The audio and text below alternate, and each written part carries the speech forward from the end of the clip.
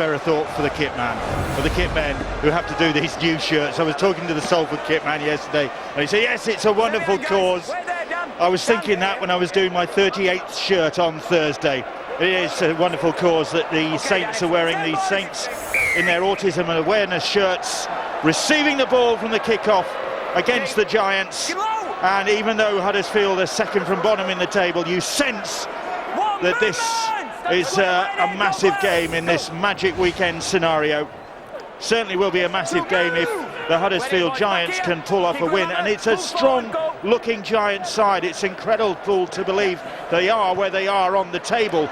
They've got Scott Griggs back today for his first game since round one against St Helens, and Jamie Ellis just getting his way back into the side. So Saints in possession are up against a determined Giants side, but Saints beat them in that round one game pretty comfortably, 30 points to 16. And Saints themselves, after their cup exit, are looking as though they mean business in Super League. Well, the biggest difference in that round one game was the accuracy and the effectiveness of the kicks that St Helens made. Far better than the ones from Huddersfield in that match. Danny Brough did go off injured actually at half-time. But if you see what Luke Walsh and his teammates do, they caused more trouble. They were difficult all the time that Huddersfield had collect the ball in awkward and troublesome spots. And that'll be a challenge for Huddersfield to match, if not outplay their opponents when it comes to attacking kicks. So Giants coach Paul Anderson, himself a former Saints player, as was he. Kieran Cunningham, just ever so slightly. Earl Crabtree, he's back after a big weekend last weekend at the birth of his son, Elias. Congratulations to him and his partner Marie for Elias's arrival.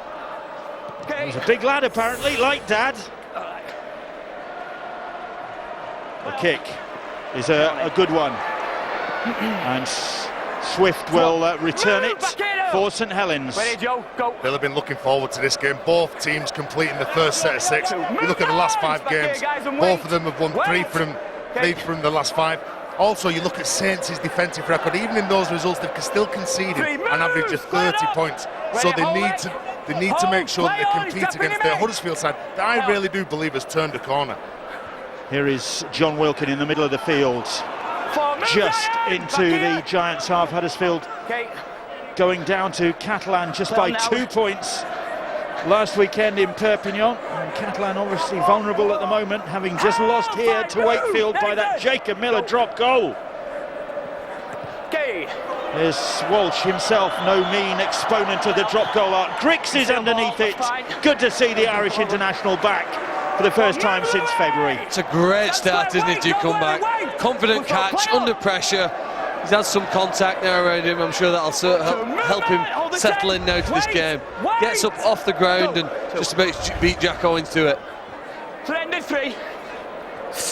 There is Griggs, and he sports a very promising moustache. He's spending a lot of time on his moustache. I don't know if you're familiar with Carlos Alduendo, the Toulouse and French Rugby League official, but it has that sort of potential. He's even waxing it.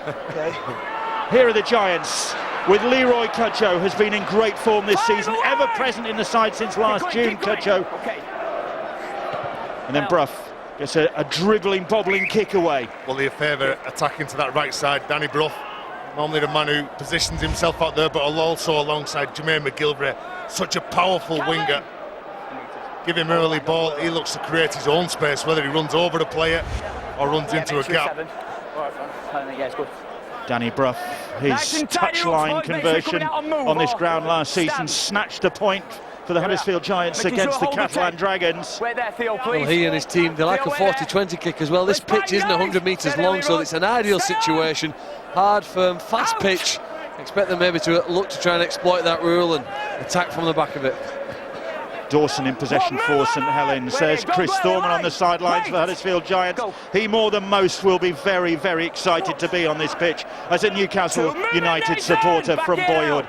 Not a very exciting season for Newcastle United supporters, of course, with relegation, but it's always a big buzz when possibly even a big buzz when Newcastle United supporters get out onto the pitch. Here is Telavea charging onto that ball right up the middle of the field, and Saints edging their way towards the danger zone. Teafage, Wilkin slips infield. And they get closer still. Back here, guys. Scott, get it, hold it. Go.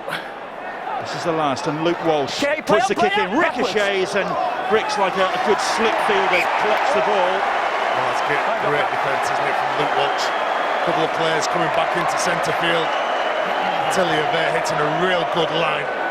Landing on his front, playing the ball quick, then all of a sudden Saints are attacking, which enables Luke Walsh to kick this ball. Doesn't sit back and admire it, hits underneath Scott Grix and forces him over the try line. Well, the Saints lead the way this year for tries scored from kicks. A third of the tries they've scored have had a kick involved in it.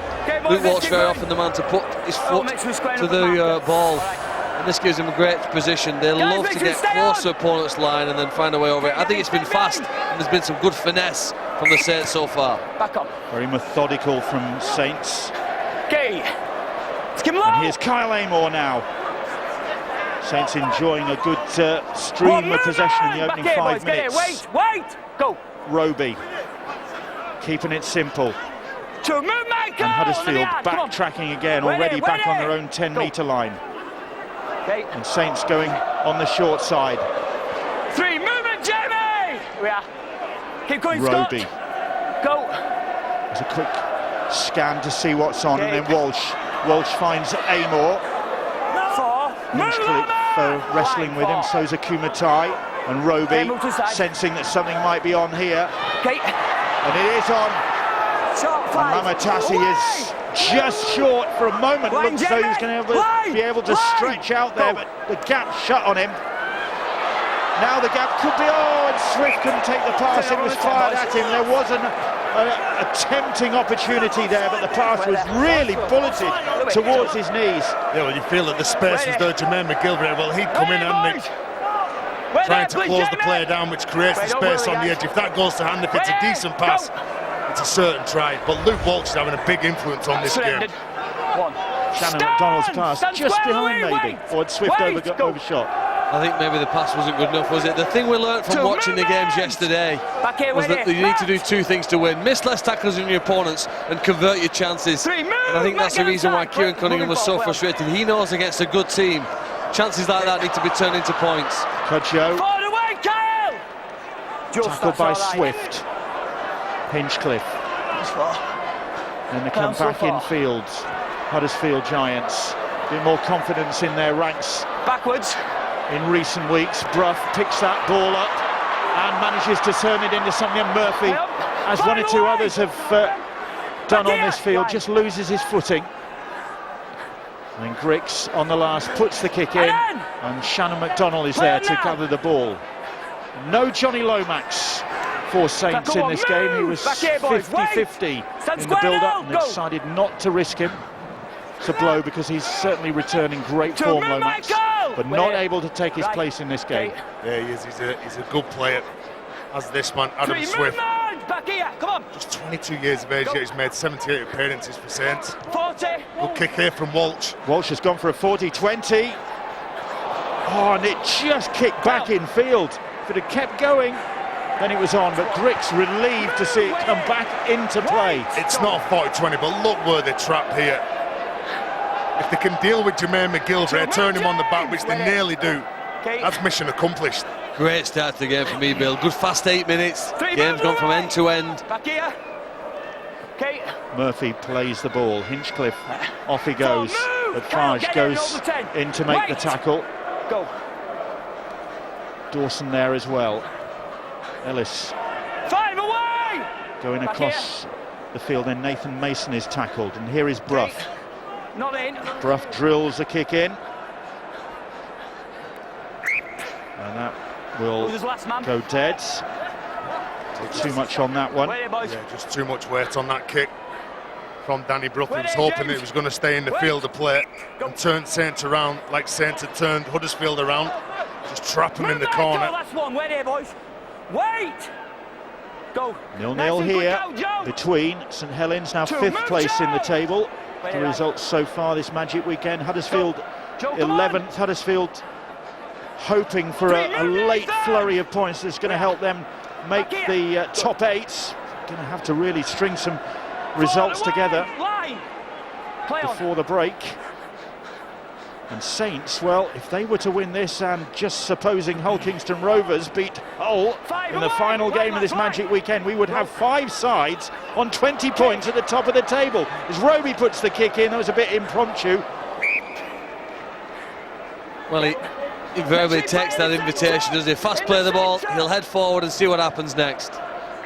Terry, you mentioned this before. This is the job the St Helens have to do defensively now. Not just Jermaine McGilvery, he's probably the best of the back 3 from Huddersfield at running the ball, but Scott Griggs, Aaron Murphy will come off his wing as he does now to take a carry. And if those two aren't involved, you can expect Jake Connor and Leroy Cudjoe to get in as well. So when you kick the ball, and if Griggs catches it, it's your next 2 and 3 tackles after that are going to be also important for St Helens in this game. Crabtree plays the ball on the halfway line, and Ellis. On they go to Cudjoe. They're looking to find McGilvray on that Giants right-hand side. Wardle is Lawrence now. Mulani! John! Where are you guys? Wait! Go. Hinchcliffe. Ellis. Okay, hold on. And Bruff puts a little kick in. Shannon McDonald comes across and ducks and weaves and eventually is tackled by Akumatai, and Akumatai again there make the tackle, and Bruff on Calvin Wellington. Well, they've sort of been on the back foot or not had as good a grip as their opponents in the first 10 minutes, but that first kick there now to trap the Saints near their own line gives them a chance here now with 3 good tackles gone. That's 4 of the set. This is the first time they've really had any joy territorially, although John Wilkin comes up with a nice run to gain his ground. That's a sign when you know that Saints are under pressure, when John Wilkin comes in and takes a carry like that from the ruck. It's another good kick. There have been some great kicks early on in this game from both sides. There's also been some good full-back play, and there's more from Griggs. Some athletic players that we've seen. Look at this, he's out of the field of play, comes back into the field of play. So he realises the job that he's got to do. Help! Movement, Kyle, back here! Go. Griggs salvaging that. It's a good kick, and that's great work. Gets the ball away to Jake Connor. Connor carries it on to Hinchcliffe, and now Ellis. Ellis has got support out wide with Cudjoe. Cudjoe's got great feet, back on the inside, but over the head of Ryan Hinchcliffe, and Saints could counter here. It's with Dawson. Well, great play from firstly Jermaine McGilvery to break through the line and offload to one of his teammates. But the thing that stands out to me though is James Roby again is the man when the pass doesn't find his teammate and lands on the ground. Who drops on it? The hooker for St Helens. What an engine he has. 3, move, Danny! Kyle Amor. But Huddersfield threatening, the first real threat from either side, but now here's Shannon McDonald. Dawson cuts back infield. He needed some support then, Theo Fies. He was looking for somebody outside him. Go. Wilkin. Here's Louis McCarthy Scarsbrook. Puff in the cheeks, and then he goes to ground. About 20 metres out. Walsh hoists that kick. Aaron Murphy underneath this one. The ball bounces down. Tiliavea is after it. Everybody's after it. And eventually, the boot stuck out. Now then, referee and touch judge. There's a lot, isn't there, for touch judge to identify in a split second. Challenge in the air, knock on, who's onside, offside. It's a penalty there, Stuart? I don't think so. I think it's a fair challenge. I think it's just a knock on in the end. They've got the decision right. Huddersfield got the ball. Move, James! Keep coming. They were relieved at that. That kick causing a few flutters in Huddersfield hearts. Matt, get here! Go! Oh, and that's caused a flutter in Huddersfield hearts as well as a fumble. Hands possession back to Saints. And they're under no real pressure. Go. So just coming up with an unforced error, just numbers in front of them. They should have taken that ball then. And there's another one from Natalia Vea. And Huddersfield have it back. It's bizarre because both sides have been very, very tidy early on. First 12 minutes or so, and then back-to-back knock-ons. They'll keep inviting each other into the game, don't they? We saw that over the weekend, Bill. Mistakes, penalties, giving that field position away. Shot. 3 there for Saints defensively. And here is Crabtree. Crabtree and Amor getting into grips with each other. Hold it, boys. Go. Now here's Brough. Brough taking it right to the line and finding it. Still 3. A Kumatai. 4, movement! Back here. Back here, come on. 4 tackles gone. 4. The ball with Brough. Okay. Brough hoists that one. Good luck catching it. Okay. And he does very well indeed, Adam Swift. There was a Giants player taken out off the ball there. Time's off. And in fact, the touch judge is on. Is it a block? Right, Matt, you've got to be careful. It's penalty. And quick words.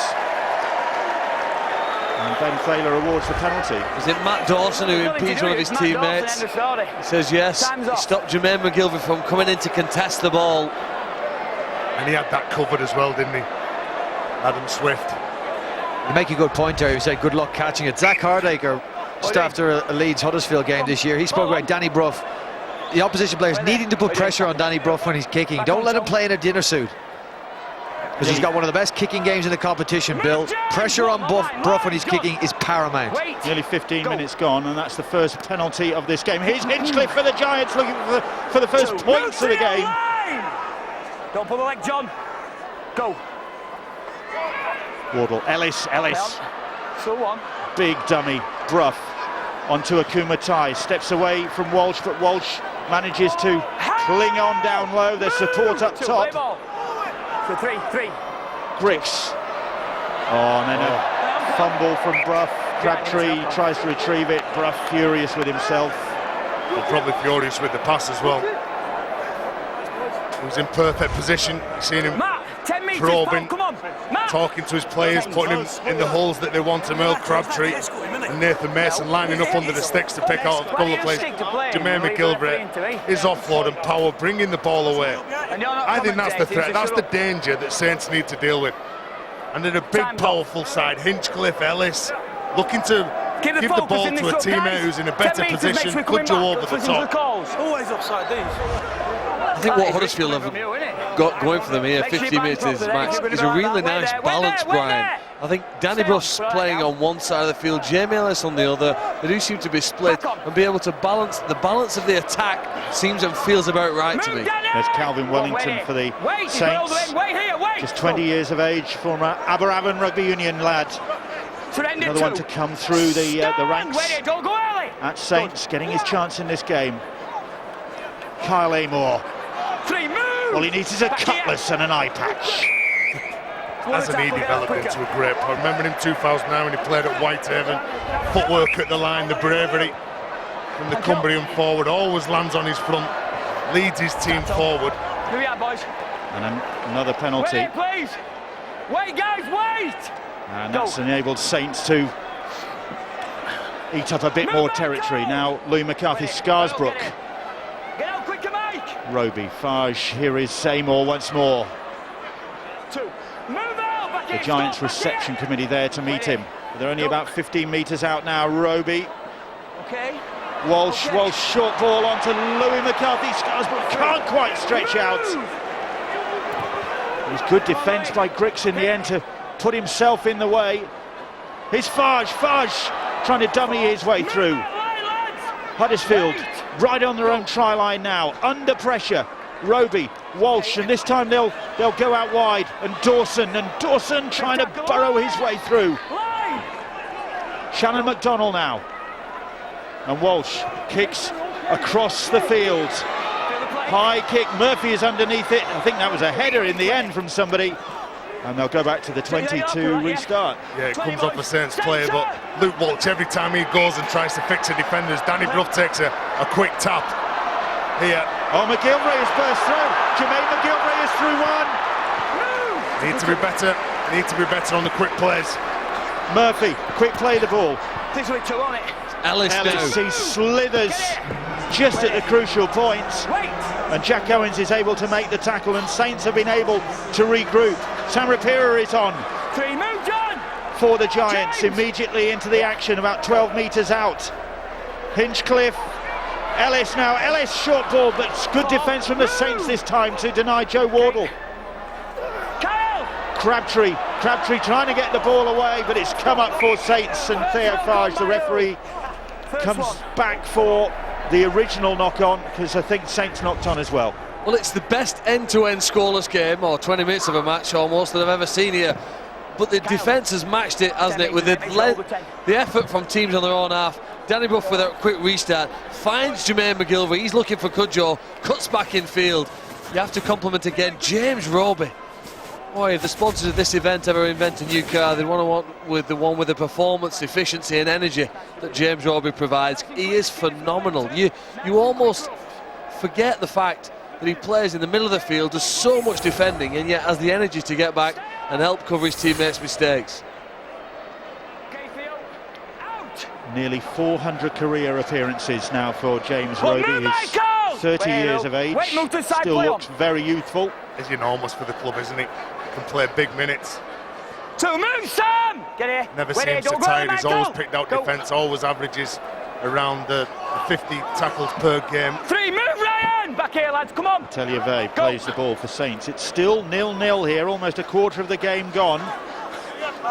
Miller was saying when Saints were up near Huddersfield's line, Luke Walsh is getting a lot of attention. He's controlling things, he's going at the line, he's fixing defenders. And as he goes at the line, someone's coming in and putting pressure on him, putting him on the ground.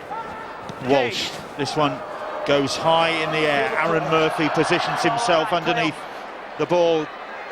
Very competent, Aaron Murphy. He's had his spell at full-back for this club and for Wakefield. So he knows how to deal with those situations. He's one of those players that doesn't probably get the plaudits or the big headlines, but the players and his teammates love playing with him. Well, the Giants have just introduced one of their substitutes.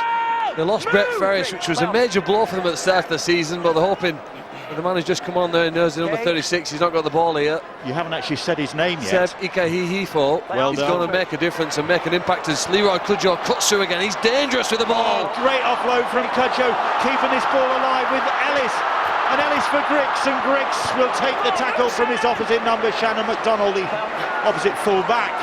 But Ellis, it is a quick play the ball. They have got the numbers here. Cudjoe on for McGilvery. McGilvery just a dot down from the winger. Try number 12 this Super League season for Jermaine McGilvery in just about the spot he scored against the Catalan Dragons last season. It could have been a lot worse for Saints. They can take that as some sort of consolation because it's way out wide. But hang on, Brough converted from there last season as well. It's not such good news. Well, this is how you wait an offload, isn't it? And Huddersfield, well, they've been flooding forward in the opening 20 minutes. But look at this. He only passes the ball when he can get free and give it to someone in a better position. Wardle does exactly the same, giving the ball to Ellis, and they go from one side of the pitch to the other, and Scott Griggs, he's not dominated in defence. And then where they broke Saints on the left-hand side, they brought the ball back because Saints couldn't reset. They were all trying to get centre field to stop Griggs from scoring the try. They've run out of numbers. Great finish, great build-up, and that man loves it, Paul Anderson.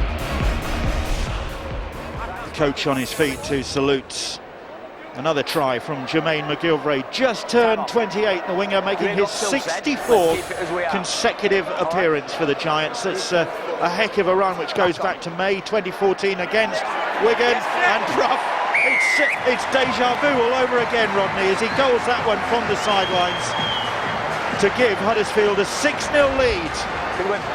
Well, seems to be in the opening quarter, two different approaches from these teams.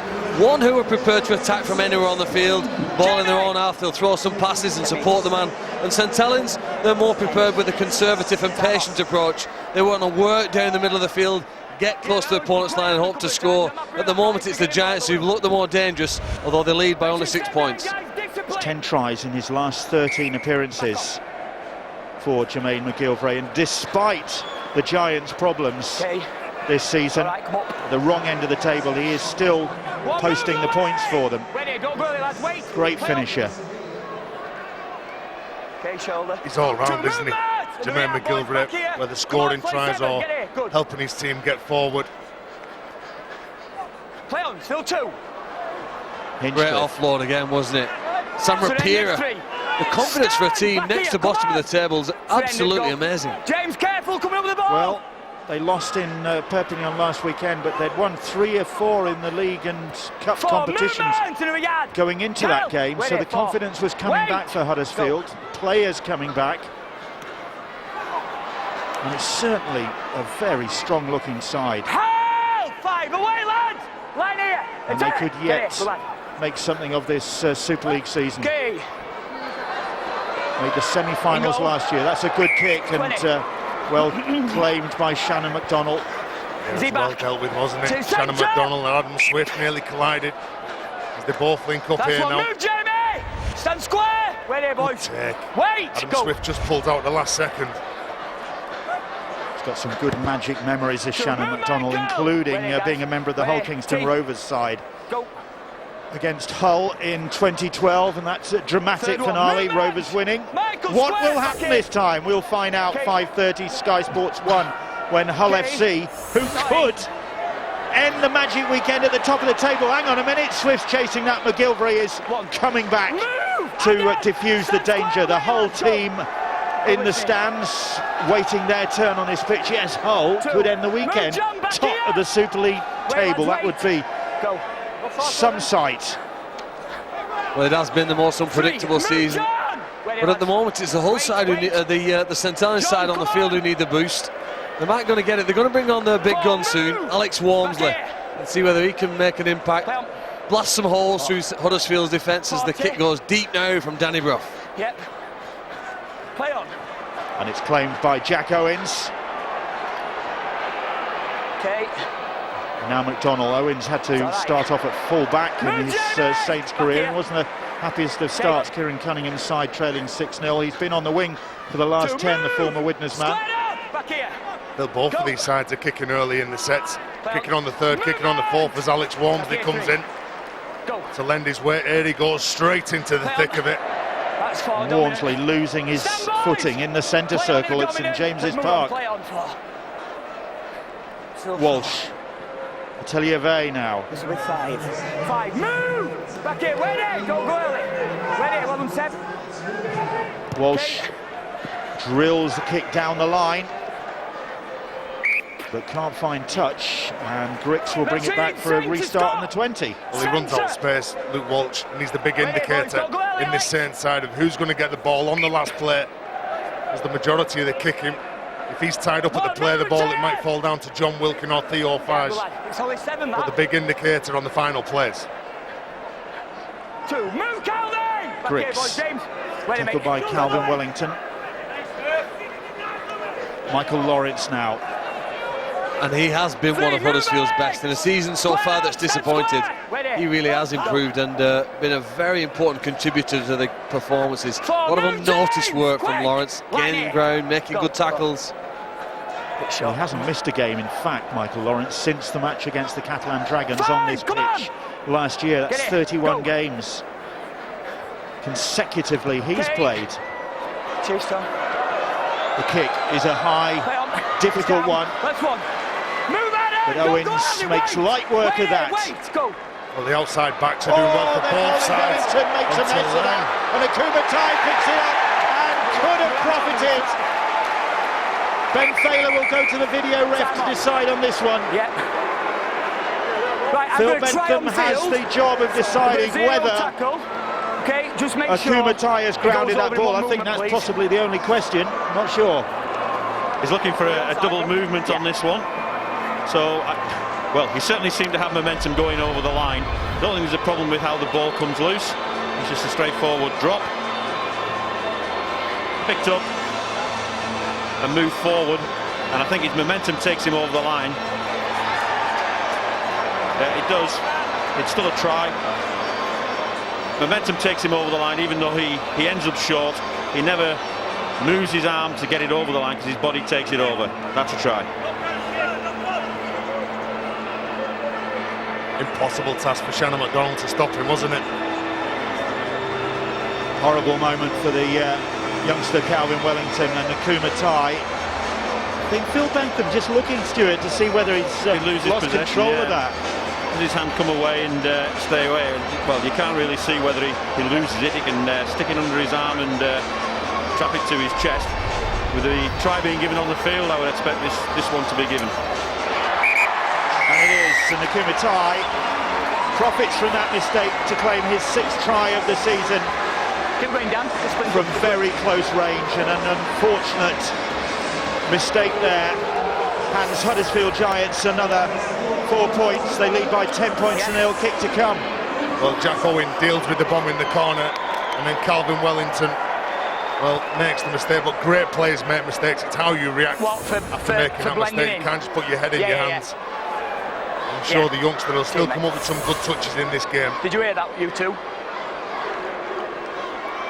Danny Brough nearing 2,000 Did you hear what Phil just said? points in Super League, notches another 2 with that conversion. Well, how do you stop Kumatai when he gets the ball? Learns the mistake. He's big, he's powerful, he's running at a man who's half his size, and Calvin Wellington, just look at the frustration. He's so disappointed with himself. Well, if he's watched the game this weekend, he'll know that very often the team that have scored the first couple of tries haven't always gone on to win. Warrington started in a similar fashion, and we've seen it in the last game with the Catalan Dragons. Huddersfield have a 12-point lead, but that doesn't mean it's over for the Saints, although they do need to find, I think, some more energy, being outplayed in the last 10 minutes. There's energy in that run from... Move on, Jay! John! John, keep coming back here. Wait it, wait it. Play on, go. To move, Alex, quick! Wait it, John. Wait. Former New Zealand warrior who signed from St George Illawarra on an 18-month deal.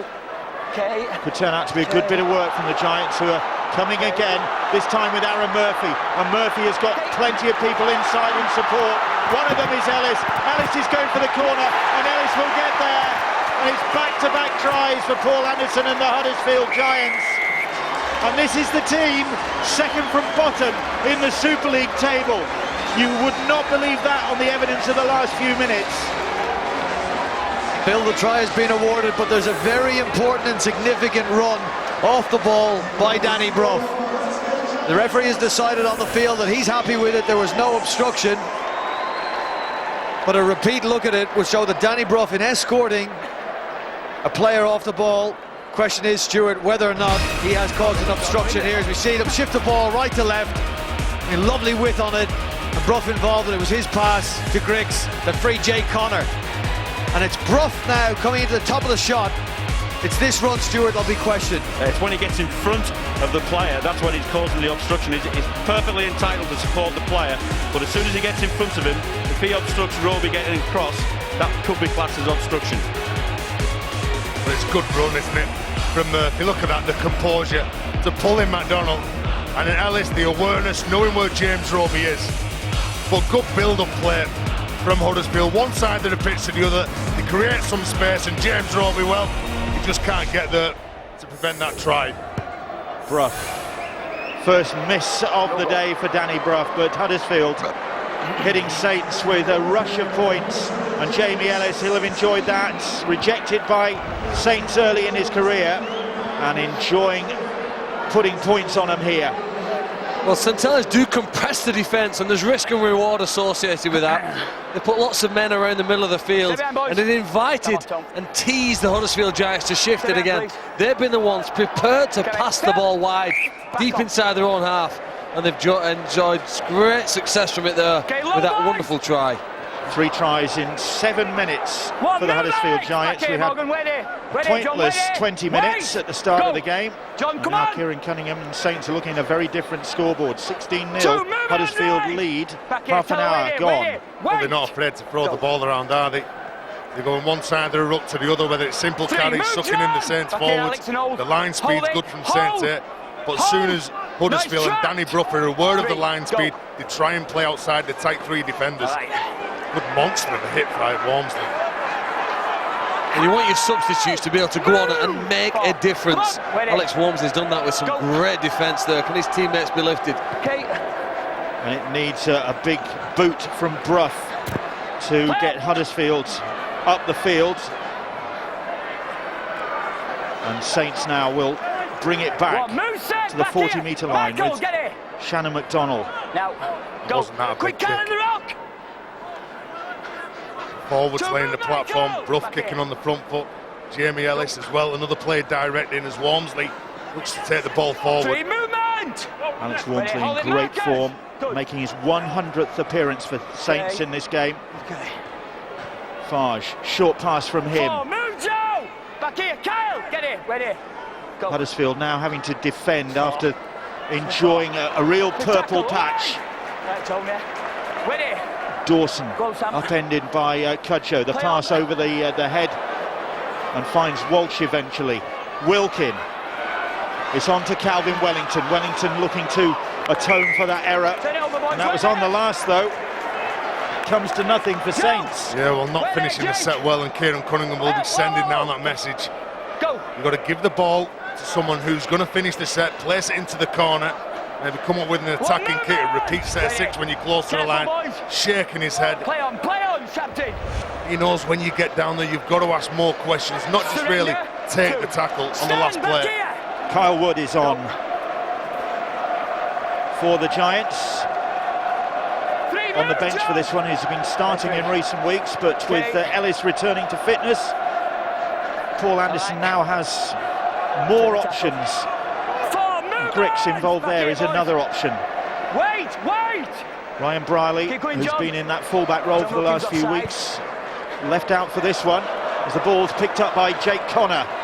And Connor trying to get the pass. Well, I'm not sure whether he was. I think the ball just, as he was flung to the ground, came out. Yeah, I think it was the impact as he's going to ground. He spins around here. I don't think that's a pass, I just think that's a mistake. As soon as he goes to ground here, Connor, Calvin Wellington, well, good defensive effort from the youngster. It's at about this point in the match when the team that have been behind by 12, 14, 16 points have started their comeback. St Helens need to be inspired. They need to find a way here now of hurting their opponents. They've got the ball, okay, they're in their own half, but they've got to show us the skill and the rugby intelligence here now to hurt Huddersfield, find a way through it, apply some pressure and eventually put some points on the scoreboard. Andre Savelio out on the field, just back in action after 3 games out. Walsh. And here is Walmsley. 3 move, Michael! Back here. Go. Wood. Just about half his side making the tackle. Atelier. Jake! Yeah, get here. Go. Roby. Theo Farge onto Wilkin. Wilkin and Walsh looping round. Saints. Backwards, still 4. With Farge again. But Huddersfield holding their line defensively, forcing the French international across the field, and then Atelier nowhere for him to go. And Jake Connor, well, Connor was all over him, and Brough gets It's a the ball. tough call, Bill, I think there. I did feel as though he looked to offload it. I know the ref has to make a decision, but I think it was an offload out the back here. That's the right call, that. Is that ball steal? That's a strip, that. But yeah, I think he's got in. It certainly looked first looked that he was trying to offload, but I think he's just trying to recover the ball after it's been pulled out. He's trying to put his left hand on the ball because Danny Brough's arms around the ball. It's a penalty to St Helens. That's all that matters for supporters of the Red V, and it's an opportunity for them to get back into this game. And Atelier, well, it looked inviting for a moment, but then Rapira and Ikahihi Fo make the tackle. It's going to take half the game to say his name. Jake Connor, I think, there stopped Walmsley a metre out. They've done the same to Wilkin. In fact, he's got overline. They've pushed him back. How many times have we seen that play from Saints attacking the post? The lead runner over the years. So Paul Sculthorpe do it. Chris Joint do it. Now John Wilkin do it. And John Wilkin and Joe Wardle getting entangled, and Ben Thaler telling John Wilkin where to play the ball. Play the ball, get on the line. Back on. Wilkin just a little bit cheesed off with that performance, feeling that Huddersfield were wasting time there. 5, move. Get on the line, boys. Dawson. Line. Go. Tackled by Seb. Farge. Farge, well, that was a little grubber that was supposed to be more productive, but in the end they'll get another set of 6, and that's probably better than Theo Farge was anticipating. Now this is where you want your ball players to come alive. Movement! Tackle 2. Line! Savelio plays the ball. Roby, Wilkin, Walsh, Farge, Fage out wide, Swift back on the inside, Dawson there on the scoreboard. Matty Dawson gets the try, great handling from Saints. Bang, bang, bang, bang, Dawson finishes off, 7th try for him this season, and Saints get points on the board as half-time approaches. Well, all your key men, that's who you want. So whether it be Wilkin, Fage, Walsh or James Roby, you have 6 to go here. Look at that, the desire to get back and fight for that ball from Fage, and then I think it's Walmsley that comes in. But have a little look at all the movement in white shirts, out the back, great ball from Theo Fage. The pass inside from Swift to his centre partner, Matty Dawson. But again, everything's at the line, it's fixing those defenders, which there's a huge space then in between the centre and in between Jermaine McGilvray. Have a little look, one goes in, one goes out, there's the space. Matty Dawson having a good run of success in the side at the moment. He's been involved in 12 of the last 13 games, so he's getting a chance in the side. He actually had a spell with the Huddersfield Giants earlier in his career. Now then, Luke Walsh, 2 points here would be a real bounty for the Saints. Difficult one for him though.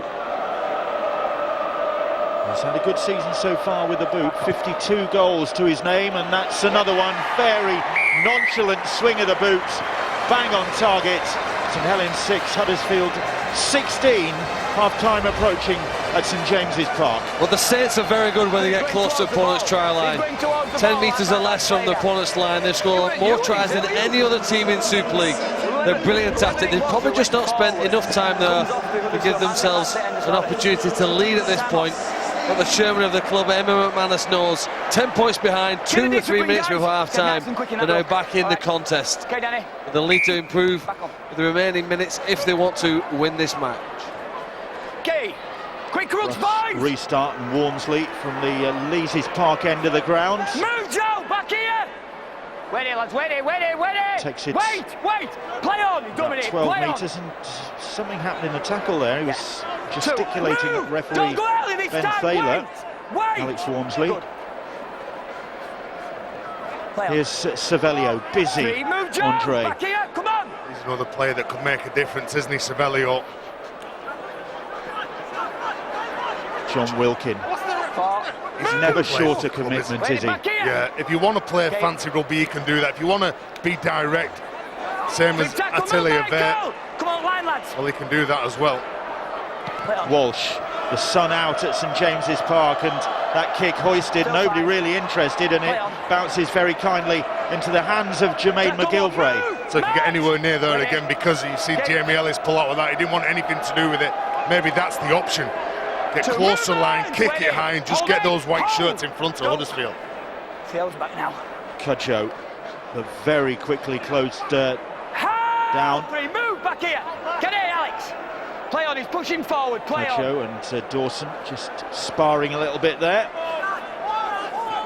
4. Move, And Sam Rapira. Wait, trapped. Go. So Huddersfield, as Brough puts another good kick in, that is a great kick as well, right into the corner. Huddersfield be pretty happy with this first 40 minutes. McDonald very quickly closed down. Sorry, Bill, they've got to grips around the ruck. Saints with these big Huddersfield forwards, and it's just a good kicking game from Danny Brough that's getting them out of trouble, trapping Saints in the corner. What the Saints do, they get it to centre field as quick as they can, just open up that field. Okay. There's Roby with the run, and now it's Walmsley. Walmsley gets the offload away, almost pounced on. Move back here. T. Wait it. 4. Go. Jake Connor, who was looking for that loose ball for the Giants, but couldn't get there. 5 away, Joe. Sam. No, don't kick out. Well, things looking a little bit better for him and his side. Okay. After that Dawson try, the kick, a high one, and Griggs underneath it. I think he knew what he was doing there. Well, into the sun, kicked it high, and you could just see. Wait, guys, don't go. He just wasn't confident going for that because he couldn't see the ball, so he does turn his back. So it was clever, intelligent play from the fullback. He's tough, isn't he, Aaron Murphy? Just bounces off the opposition defenders there and then gets the penalty. Remember, he doesn't get the headlines, but a great player. Penalty, the hooter has sounded. Step behind. Brough I've got you. will put this one into touch. The Giants will have Yeah, come on, get here, lads. one last shot, maybe. What do you do? Stick it in the air, keep it alive. No. Brough probably curbs his instincts there. He wanted to chip it over the top and chase after it. Down the tunnel. But Brough ends the first half putting that ball into touch. A first half that the Giants have taken the advantage in with those 3 tries. 16-6 they lead, but at least Saints are on the board and hinting at a comeback. They are indeed, Bill. We've seen 2 14-point fightbacks in this Magic weekend so far. Is a 16-point comeback on the cards for St Helens? You know, I somehow think that the Saints will be happy to turn around just 10 points after that opening 40 minutes. They're only 10 points adrift, and it's all to play for in the second half.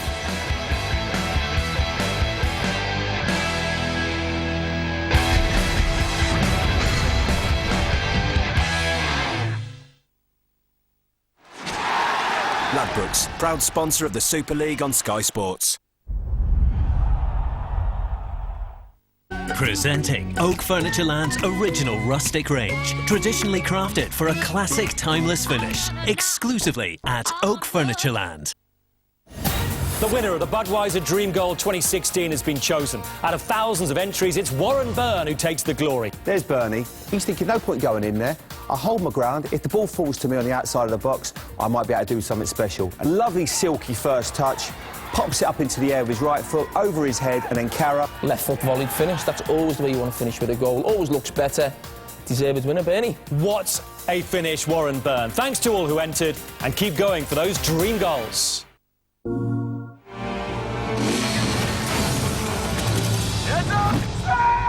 Uncharted 4, only on PlayStation, for the players. Save money on your car insurance and household bills at Money's Supermarket. And feel epic.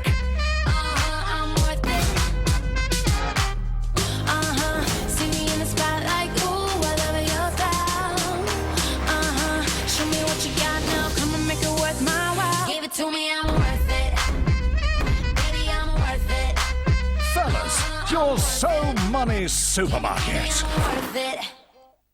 Why are some razor blades so expensive? At Bulking, we'll send you 4 quality blades for only £8. Plus, we'll deliver them to your home for free. You can order online at bulking.co.uk. At Anglian, you can get up to 50% off all made-to-order windows and doors. Our windows are A-rated as standard, guaranteed for 10 years, and skillfully installed through our national reputation for local expertise. A reputation we've proudly been building for 50 years. Another Anglian landmark worthy of a big offer. Call 0800 500 600 or visit anglianhome.co.uk for a free, no-obligation quote. Anglian Home Improvements. Right now, thousands of children and their families are having to make dangerous journeys to seek safety. They've fled with what little they can carry, traveling miles across land or risking their lives at sea. Children who have survived the terrifying journey are arriving with nothing. Without food, water and shelter, their lives are in danger. Yet just £3 could help provide a child with enough life-saving food for a week. Please, text FOOD to 70030 right now. UNICEF is on the ground, providing life-saving food and water to desperately hungry children. I've seen how UNICEF works to keep refugee children safe, but we can't do it without you. No child should go without enough food to eat. Please don't wait. Text FOOD to 70030 right now and give £3 to help save a child's life today. Thank you. This is not going to be easy, lads. You've got to fight. Put your neck on the line. There'll be big decisions to make. You must be first to score. The right decisions will make all the difference. Here's a great offer from Betfred. Fred, passionate about rugby league. Keep it fun. Gamble responsibly. Available to buy and keep in Sky Store now. Listen up, you got an assignment. We're sending you to Miami. Miami, James, I'm going. Come here, man. All right, no, it's too soon. Own Ride Along 2 now before it's in the shops. Since you've been here, I've had a nightclub shootout, 20 trespassing complaints, and a car blew up. We didn't plant the car bomb. Yeah, but we did the other stuff, James. Buy and keep Ride Along 2 now. You'll get it straight to your TV, across your devices, and the DVD direct to your home. Buy and keep Ride Along 2 in Sky Store now. Everton's favourite son fights for the World Cruiserweight title. Bellew v McCabe, live from Goodison Park on Sky Sports. Ladbrokes, proud sponsor of the Super League on Sky Sports.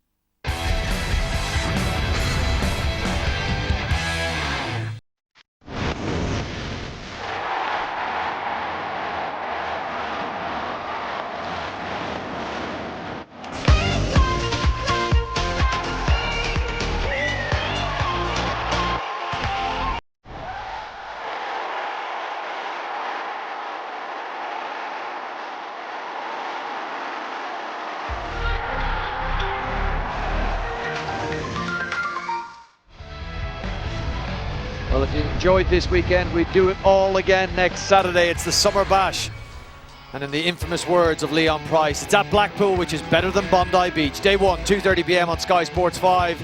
And day 2, 12:30 p.m. The change of channel, Sky Sports 3 for that. All the championship clubs in action. All right, we're halfway through game 2 of day 2 in the 2016 Magic Weekend. And it took a while to get this scoreboard ticking over, but once it did, it registered 16 points in 9 minutes for the Huddersfield Giants.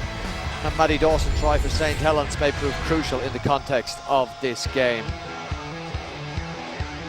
Well, Kieran Cunningham, he said after the victory over Salford, from now on I will pick my best defensive side. Well, he must have been scratching his head when he saw his side go those 16 points down to the Huddersfield Giants. And his former teammate and good friend Paul Anderson, well, I'm sure he will be happy in this halftime dressing room. Remember, they are sitting second from bottom at the moment. Well, people are calling them a resurgent side. Said they've turned the corner even in defeat. That first half would certainly concur with that. You picked them before the game, John, to win it.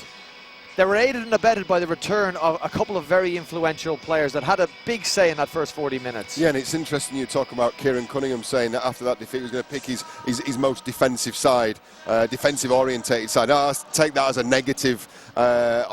His point was, we don't have a problem scoring points. I'm going to focus on the defensive aspect of our game. Well, I'll give you something to consider then, because in Scott Griggs, Paul Anderson, in picking him from being out cold for 11 weeks in the most, in my opinion, aerobically demanding position on the field, and then knowing full well what was coming at in the last time that these two sides met, it was the kicking game that was the key for St Helens. He was rock solid under the high balls early on, would have given his team an awful lot of confidence, and has repaid that faith shown by a really positive move, if you like, from Paul Anderson. Great play here. And that was key to how this first half was flowing. And we'll finish with, I think, the best piece of involvement. This is something, if you follow Scott Griggs and track him along the baseline here, these are the things that are often the last to come back, the timing. And I mean timing not just in terms of passing and receiving a ball, but timing of where you are in a defensive line and being able to hit the man at the right time. And a very accomplished first 40 minutes on return from Scott.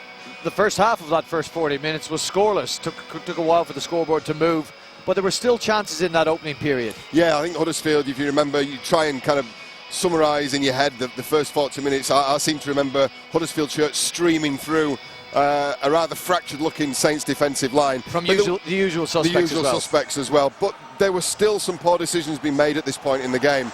So they get themselves into a fantastic position. There's no need to panic at this stage. And it's Leroy Cudjoe just lets the side down a little bit at the end of this piece of passage of play. I think perhaps overplayed his hand a little.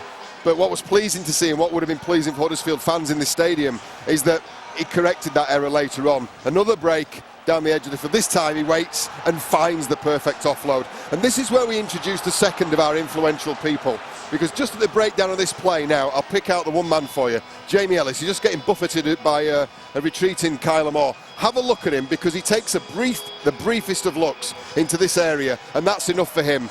There you go. And that's enough for him now to override the call from Danny Brough on the long side, go short, find his support, and open the scoring through Jermaine McGillivray. Don't forget, Jamie Ellis himself has been out for 11 weeks, and only his second game back after that defeat down in Perpignan. Fantastic first half from him as well. Okay, Huddersfield second from bottom of the table. When you're in that position, people question the confidence in your camp. And to prove that they might be lacking in confidence, you look at the way they play. And if it's not an expansive, you say it's because they're lacking in confidence. This Huddersfield side are willing to pass the ball around. And if that's any indication of confidence in the camp, they've got it in abundance, exemplified by Jamie Ellis's try. It was superb. And there's a couple of things we'll talk about at the end of this piece of play. And we'll come back to where this play started from. We've tracked Jamie Ellis for you. He's the man who ends up scoring the try. I think when in commentary we were talking about this line here run by Danny Brough, which he's completely entitled to do. There were a couple of footsteps there where arguably he got in front of Jamie Ellis, and there was a technical discussion about whether that would be an obstruction or not. I would say, look at the start point of that play, look at the lack of complaint from St Helens, in particular James Roby, who was arguably the one with the most to complain about. Nobody going to the referee, nobody arguing, and I think what they've done there is there's a realisation that they've just given up 80 metres and a breakaway try from a side who is, as you say, throwing the ball out, but not low percentage plays. They're playing what they see. It's composed. They're executing well, and they fully deserve the half-time lead that they've got. They are playing in a position. They're playing in a way which belies their position on the table. All right, St Helens trailing at half-time, and they will have a chance. If you've watched Magic Weekend, they've got every chance of coming back and winning this game. And if they do, you'd imagine it'll be conversations between these two men that'll be oh so important. Luke Walsh will be pulling the strings for the St Helens side. To say Paul Anderson, this is a side that must be sitting pretty at the moment. They're looking at the Leeds Rhinos below them in all sorts of trouble. They're only one position higher on the table, but playing with an awful amount of confidence. Okay, very short break coming up now. After that, we got the second 40 minutes of Game 2 of Day 2 of Magic Weekend. That's it.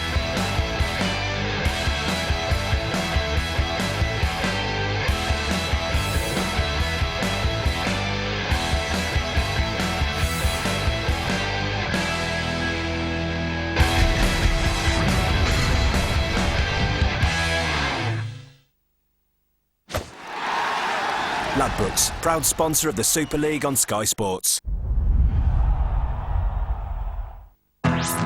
Whatever you're doing, there's always time to play with your friends. And at meccabingo.com this month, we're giving away £12 million in prize money. Visit meccabingo.com today for your chance to win. Mecca Bingo. Come and play at our house. And remember, keep it fun. The winner of the Budweiser Dream Gold 2016 has been chosen. Out of thousands of entries, it's Warren Byrne who takes the glory. There's Bernie. He's thinking, no point going in there. I hold my ground. If the ball falls to me on the outside of the box, I might be able to do something special. A lovely silky first touch. Pops it up into the air with his right foot, over his head, and then Cara. Left foot volleyed finish. That's always the way you want to finish with a goal. Always looks better. Deserved winner, Bernie. What a finish, Warren Byrne. Thanks to all who entered, and keep going for those dream goals.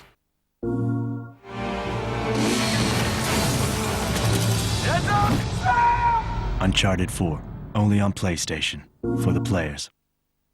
Our American cousins don't really do subtle. Take our 7-foot friend here. Can't exactly miss him. Sometimes more obvious is better. Water-activated Gorilla Glue sticks stone, wood, metal, ceramic and more, forming an incredibly strong bond. It sure is tough, buddy. America's best-selling glue. Have you tried Gorilla Tape? You've never tried tape like it. It's tough, reinforced and weather-resistant. No wonder it's also America's best-selling duct tape. Right now, thousands of children and their families are having to make dangerous journeys to seek safety. They've fled with what little they can carry, traveling miles across land or risking their lives at sea. Children who have survived the terrifying journey are arriving with nothing. Without food, water and shelter, their lives are in danger. Yet just £3 could help provide a child with enough life-saving food for a week. Please, text FOOD to 70030 right now. UNICEF is on the ground, providing life-saving food and water to desperately hungry children. I've seen how UNICEF works to keep refugee children safe, but we can't do it without you. No child should go without enough food to eat. Please don't wait. Text food to 70030 right now and give £3 to help save a child's life today. Thank you. A goal is a goal is a goal. It doesn't matter how it goes in, all that counts is that the ball crosses that white line. But in the final match of the Euros, the first goal is worth £1 million. Just predict the first scorer and the minute they'll score it. Simple as. The Bet Victor £1 million goal. It's not how it's scored, it's when and by who. Welcome to Redbridge Rovers FC, son. They're a joke of a football club. Well, I still don't understand how we lost. I was wearing my lucky hat. Whose loyal supporters How do you do? Don't show off. can't help but dream big. What do you win? Signed photo of Ian Dowie. Ah, no. Be part of something truly special. We've named the Overflow car park after you. A brand new comedy in a non-league all of its own. Rovers starts Tuesday at 10 on Sky One. Ladbrokes, proud sponsor of the Super League on Sky Sports.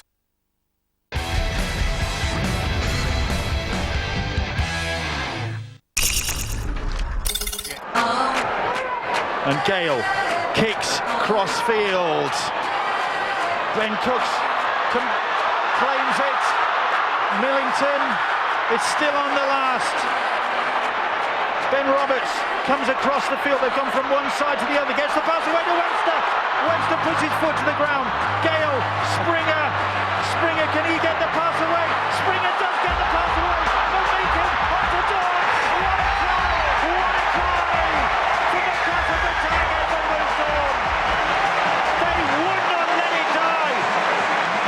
And that's what makes them one of the most exciting sides to watch in this competition. Finished off by Luke Dawn, but virtually everybody else in the side had a hand in that.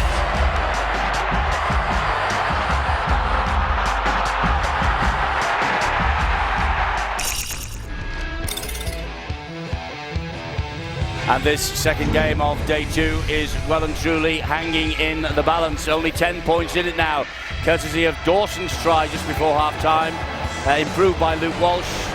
Huddersfield Giants ahead 16-0 at the time. McGilvray, Ty and Ellis's tries, and 2 goals from Danny Brough.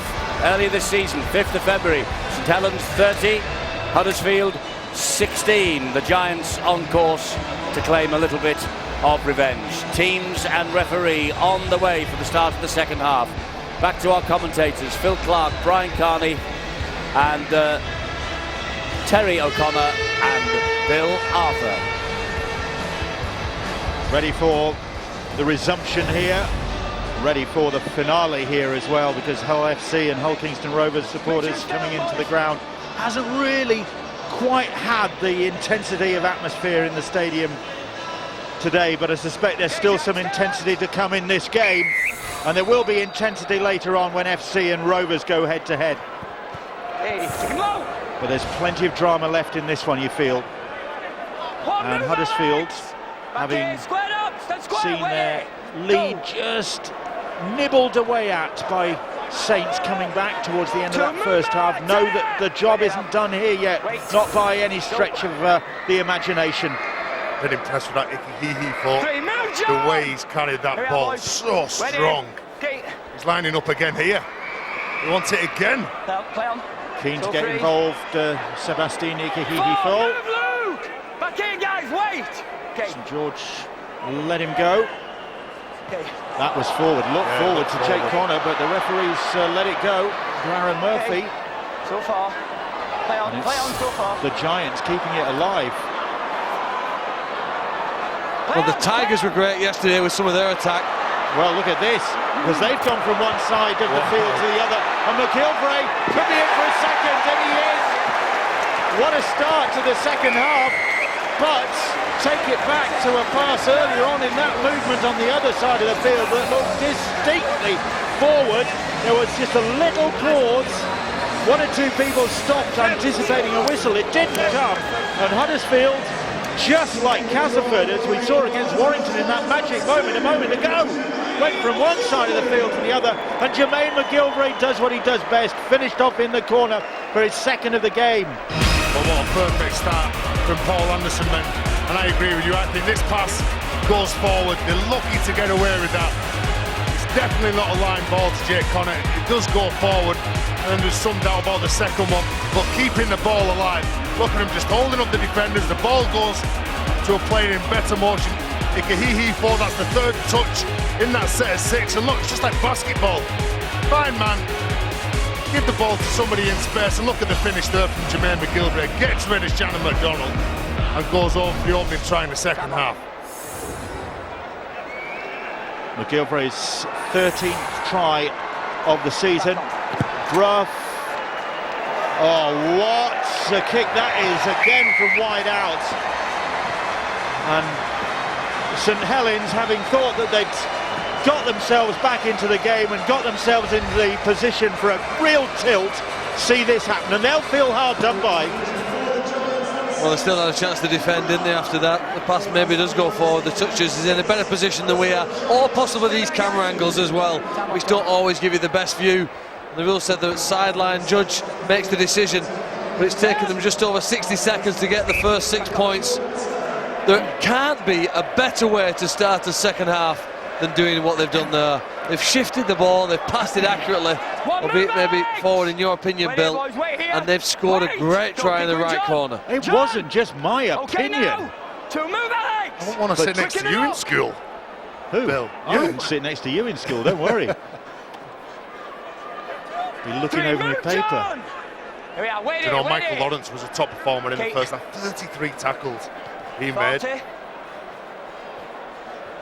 Well, that's obviously not what was on the hymn sheet for Saints. Find out maybe what was. Angela Powers down on the sidelines. Thanks, Bill. Well, you can imagine that Paul Anderson's very happy with this start.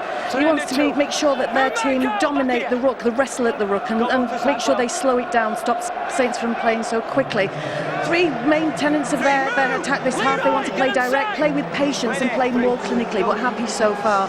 Kieran Cunningham not too concerned at this stage, but they do need to win the energy battle and not give away easy yardage. They need to do a better job in containing the back line of the Giants, in particularly McGilvray and Cudjoe. So, you know, that last try shows why. Come on, get it. Go. Saints with Walsh down the sidelines, puts a good kick in. Yeah, but Jermaine McGilvray already giving warning. Difficult kick to get away, that the angle was really narrow. He puts it there, just knocks it off the pitch, gathers his thoughts, maybe helps his team now, even though they're just 4 minutes into the game. They just need to refocus what the direction that the coach has said at half-time, because it wasn't a good start. Just maintain it, please.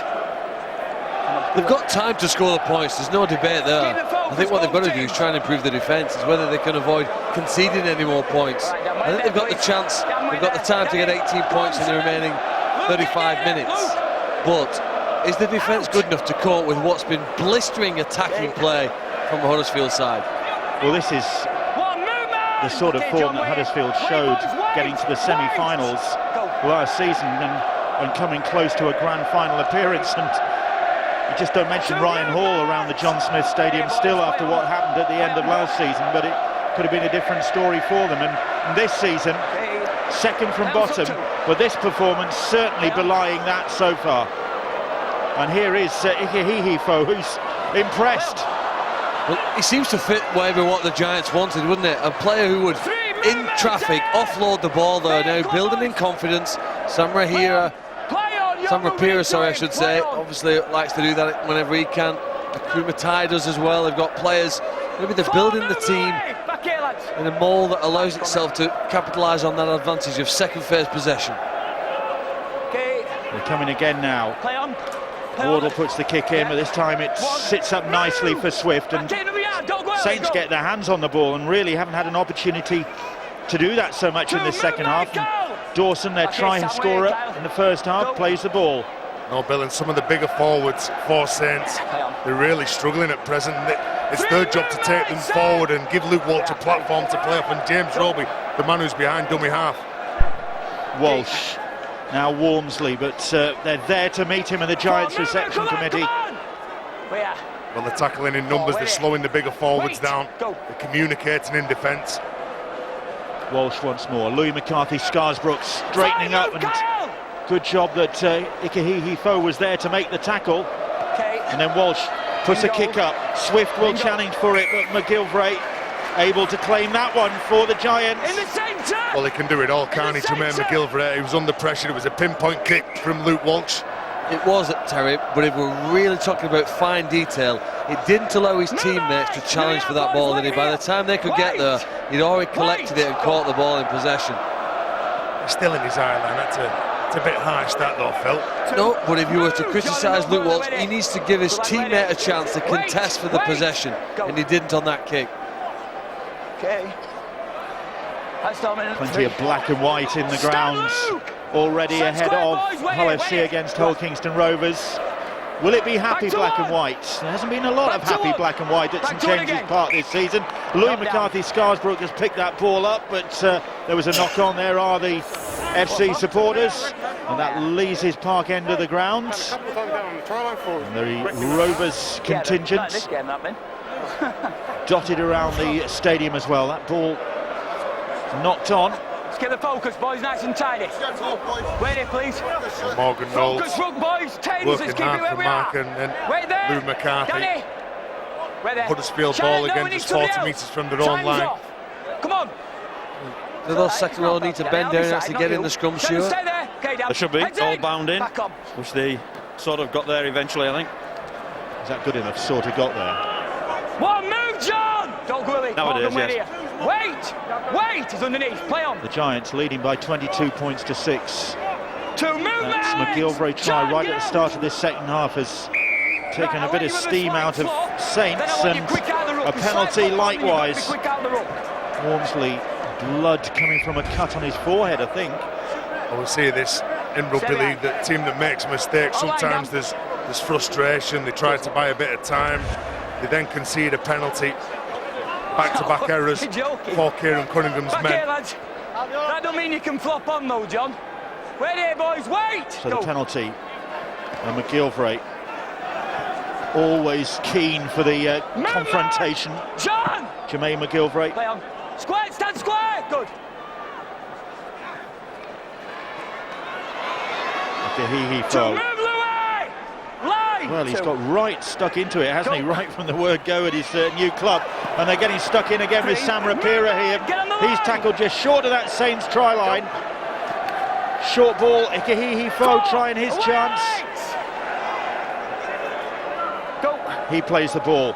Oh, and this time they are over. And Sam Rapira, well, he came close a moment ago, but Ken Davey, the Giants chairman, is on his feet to salute a try by the former Kiwi international Sam Rapira, and it was Simplicity himself as the Saints defence very kindly opened up, and he gets his second try of the season. Well, the space is here. Ikehihi Foe, he's putting himself about, isn't he?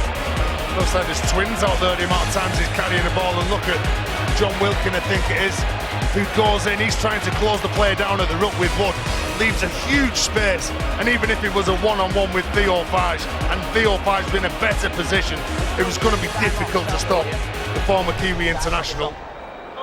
Sam Rapira made an impressive debut for the Giants in round 1 at Saints. He's been ever present in the side since then, and Saints looking mighty dischuffed with life at the moment. Well, if you've been living overseas, come back to see the first Magic weekend in your entire history, and came here, I think you'd end up saying that the Huddersfield Giants, well, they must be one of the top 2 teams in the competition. I've watched the other sides play. Obviously, we've got Hull and OKR to come next, but they, perhaps behind Castleford, they've been the most impressive side. They've been good. There's no way you guess that they sat towards the foot of this table the way they've played here today. You know, very good performance from them from the start. They've shown they can attack, they've shown they can defend here. and they turn the chances into tries. It'll be interesting what happens now in the remaining half an hour, because 28 points to 6 is a convincing victory. Can they build on it and look even more dominant? The Giant supporters enjoying this. And Earl Crabtree back on the field. Probably been catching up on some sleep after the arrival of Elias last weekend. He missed the game in Perpignan when his partner Marie was giving birth, and back in action in this game. Where, John? John, go. Ryan Hinchcliffe. They've made some good signings, the Giants, which is another mystifying thing about their position in the table. I mean, Sam Rapier has been ever present. Ryan Hinchcliffe has been effective. They're not just good signings, but they're big signings as well, aren't they? They brought Ryan Braley to the side, didn't they? And he's not playing here today. Okay. And Ellis, well, that's out on the full. The first mistake of the second half. Ryan Braley, there he is in the stand, sitting watching this one. I'm sure he'd love to be out there. But the returning Scott Griggs, as you said before, Bill, not played since round 1. But you'd love to play behind this big set of forwards. If you're a Huddersfield player and a playmaker, the likes of Griggs, the likes of Brough or Ellis. You think if there was a chance for St Helens, Terry, it would be to move that big pack that you referred to around, getting the outside backs to do the same work that McGilvery does for Huddersfield and that Murphy does for Huddersfield. I'm just not seeing it at the moment. You know, Brian, even if you do move them around, they've still got size on the edges, haven't they? In McGilvery, Cudjoe, Murphy and Connor. So they're not a small pack across the park. Fage. Play on. 3. Move, Leroy. Yeah, go. Shannon McDonald plays the ball. It's with Theo Fage again. Here is Louis McCarthy Scarsbrook. Move, Ryan. Yeah, Saints desperate to turn this game round. Stop the Giants' dominance. Knowles has got that ball back to Theo Fage, and Fage is looking for some support. Oh, it's come up for Ellis. Ellis intercepting and then finding McGilvery, hoping that he could get his winger away, but Saints at least with Swift making the tackle able to cover that danger. Well, it's just all coming off for Huddersfield to get a penalty here. Jamie Ellis getting himself between two Saints players when the offload comes in. I think it was from Morgan Knowles. But good play. Theo Fage gets out, makes a play for that. Strips the ball, the penalty is awarded, and then all of a sudden it's a cheap 40 metres and Saints are defending just 30 metres or 20 metres from the line. I think it was a harsh penalty on Fage. Yeah, he seemed to be square and got around to make a legitimate attempt at playing the ball. As it is, the penalty has pushed Saints way back down the field. It was a good kick, and they're now virtually back on their own try line, having been pressing on the Giants' try line, and Hinchcliffe taking them across the field, and Brough, Skills. To score in the corner. How sensational, the little kick. I think it was Jake Connor who put boot to ball, collected his kick, and Murphy, he cannot believe that. I don't think the crowd can. It is all going right for the Huddersfield Giants. How many Newcastle football players would love skills like that? Perfectly weighted kick, wasn't it, to a teammate? That's absolutely quality. We've seen some great tries over the weekend. He kicked it to himself, Terry. Yeah, well, he kicks it up, and he thought his teammate was going to get it. Just have a little look. Do you think that's a planned move, Phil? Practiced it all week. Well, at one end of the field, just a moment ago, St Helens had a chance to perhaps get back.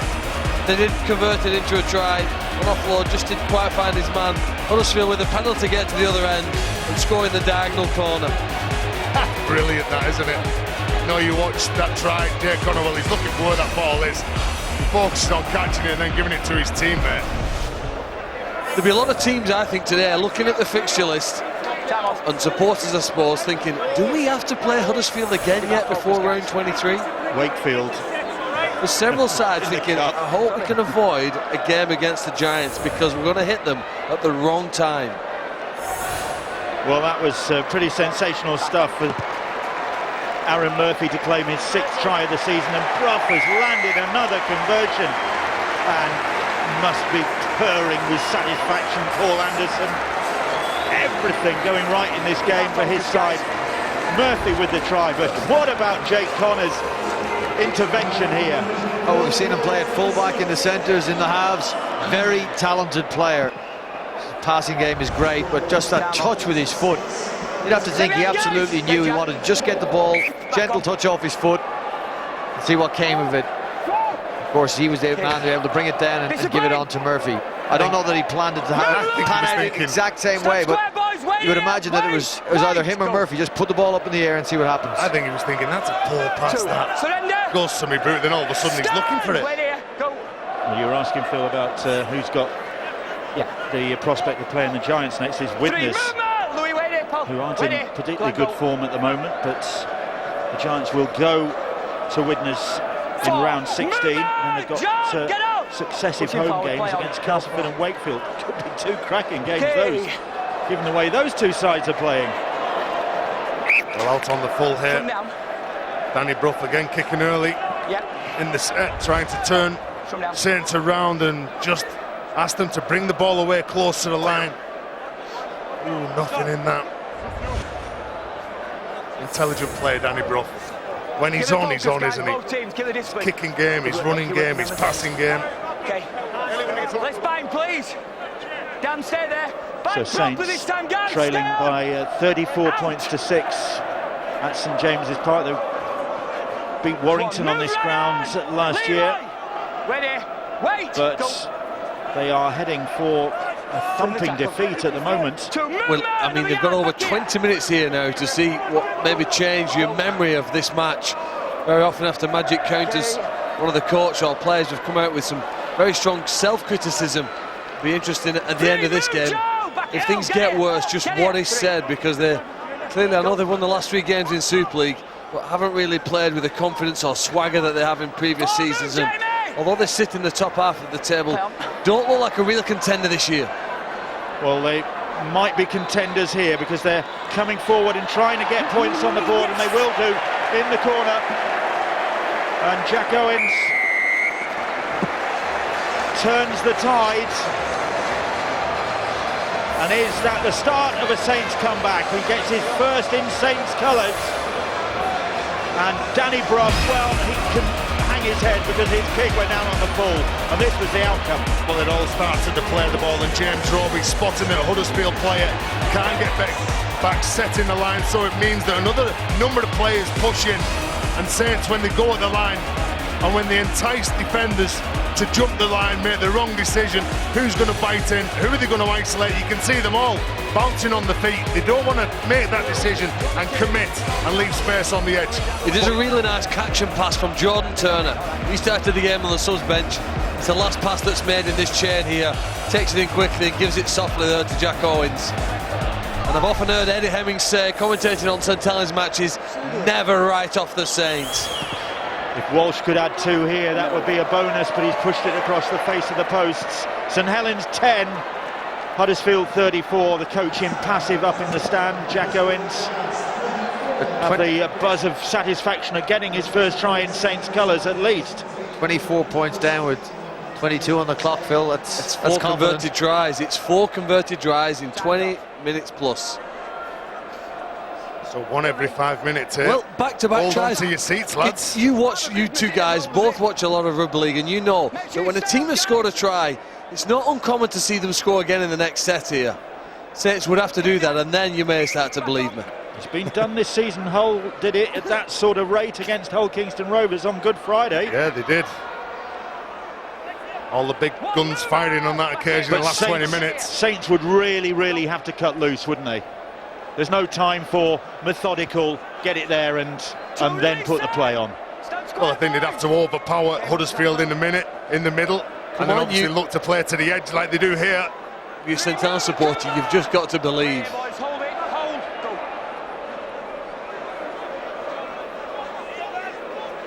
Lamatasi takes the Saints over the halfway line. Well, another try in quick succession, and maybe that belief would start to grow. But that's the 5th tackle in this set. So Walsh hoists a big kick, Gricks underneath it and claims it. Oh, he doesn't claim it, and Farge will get the try. Is it a legitimate one? Referee Ben Thaler, no hesitation. Uh-oh. Saints score again. I believe you, I Phil. thought Griggs had got that ball. He thought he'd got it. It somehow squirmed out of his grasp, and Theo Farge gets his 6th try of the season.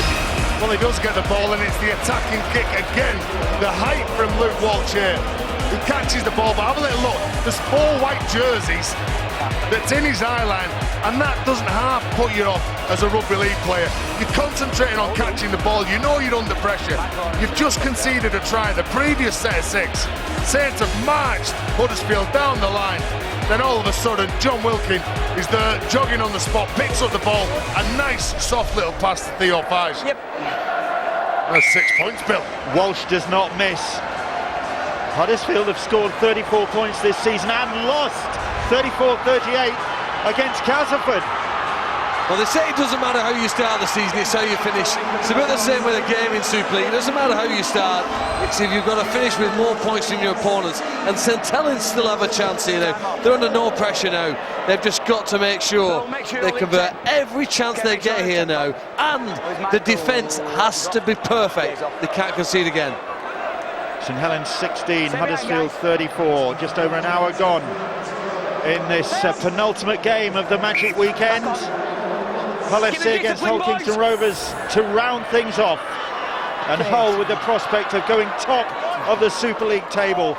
Alongside me, Ian Proctor is just waiting for somebody to ask, when was the last time Hull topped the table? 2 movements! Here we are! Right. Well, let's see if they can come up with another set of 6 like the previous one. Lou McCarthy tucking the ball under his wing, running really hard. Crabtree with on a penalty. Yes. Oh, it's all going Saints' way. You do see scoring swings. It happens, doesn't it, where one team may score 20 unanswered points, 30 occasionally at times.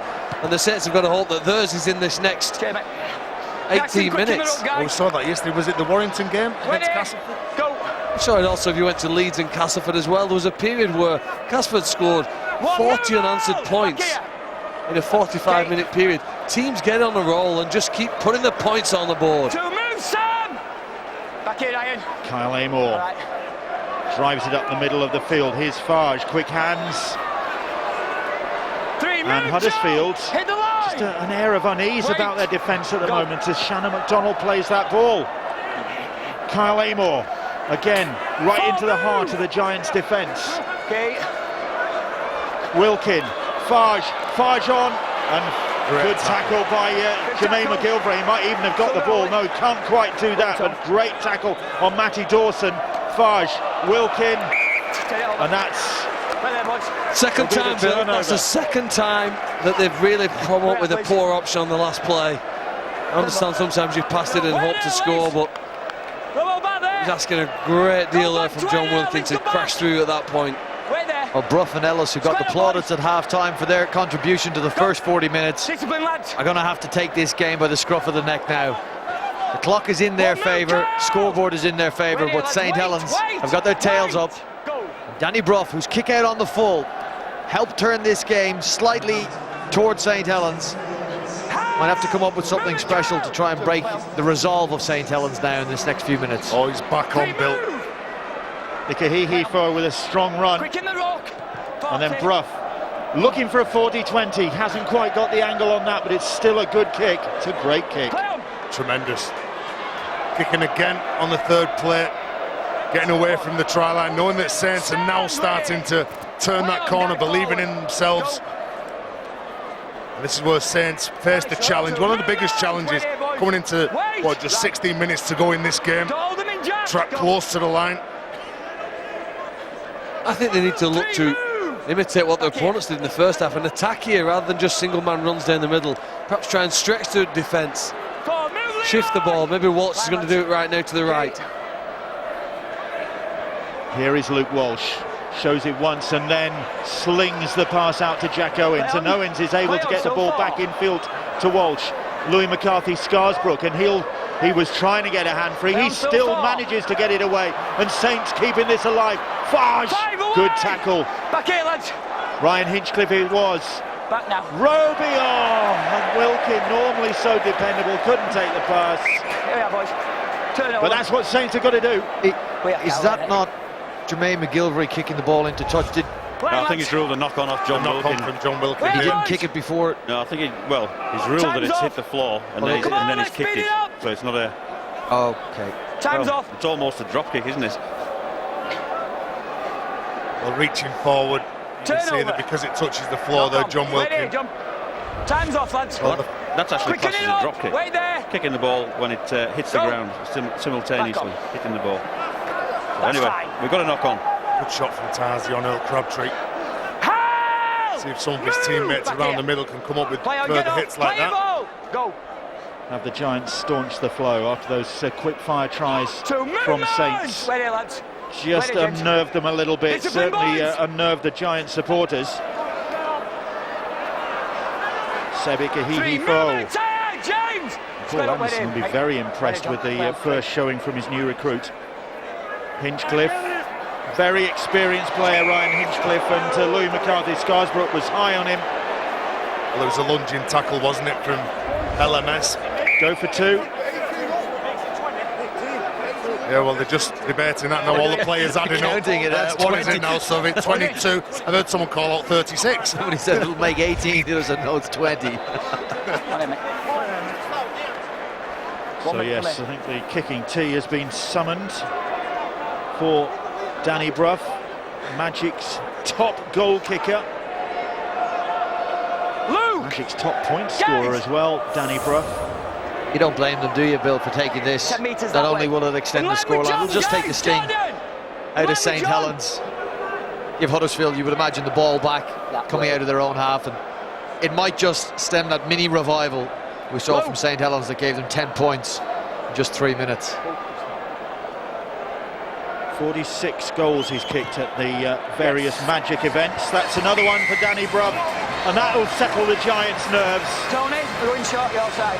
And make the task, well, it was already a tall order for Saints, and now it really does become beyond them, I think, even aside of Saints' capabilities. Yeah, and just put doubt in the opposition, doesn't it? Obviously, had a good 10-minute spell, Saints, but then Huddersfield under that man, the guidance from the likes of Hinchcliffe around the ruck, coming up with that penalty.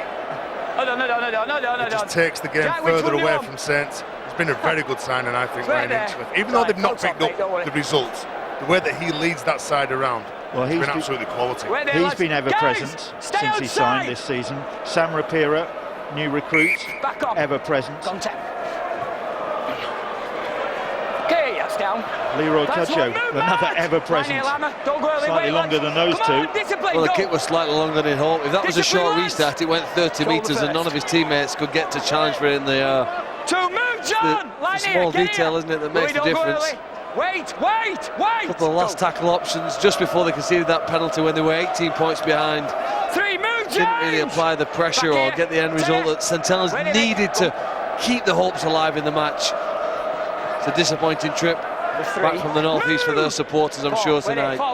And it's pretty typical of this Saints season, isn't it? Highs and lows for the Saints. Kick into the corner, a good one from Brough. Well, I said before the game, they'll even look at the last 5 games for Saints. They've won 3 of them, and in those games they've conceded an average of 30 points. They've gone over that again in this game. So Kieran Cunningham, very good defender, very passionate man when he played for Saints, and these results will be hurting him. Danny Brough claiming to referee Ben Thaler that ball was touched by a Saints player on the way through there. But Ben Thaler's having none of it. Scott, get bound! Scott! Is there an element of the crying wolf in that scenario? Possibly. Good defence from Oliver Roberts, this young Irish international. Go. Kyle Amor. And it's hurt Swift as well. Just going back to the sideline, take his place. He's in real pain here as the physio comes on. 3 movements! Here we are, lads. There's Adam Swift. Go. He's just back in the side after missing 9 games, the winger. With an ankle problem, he now could have a wrist problem. Walsh, Wilkin. Wilkin onto Louis McCarthy, Scarsbrook. And he gets a good pass away to Roby. Roby up the middle of the field, back with Wilkin.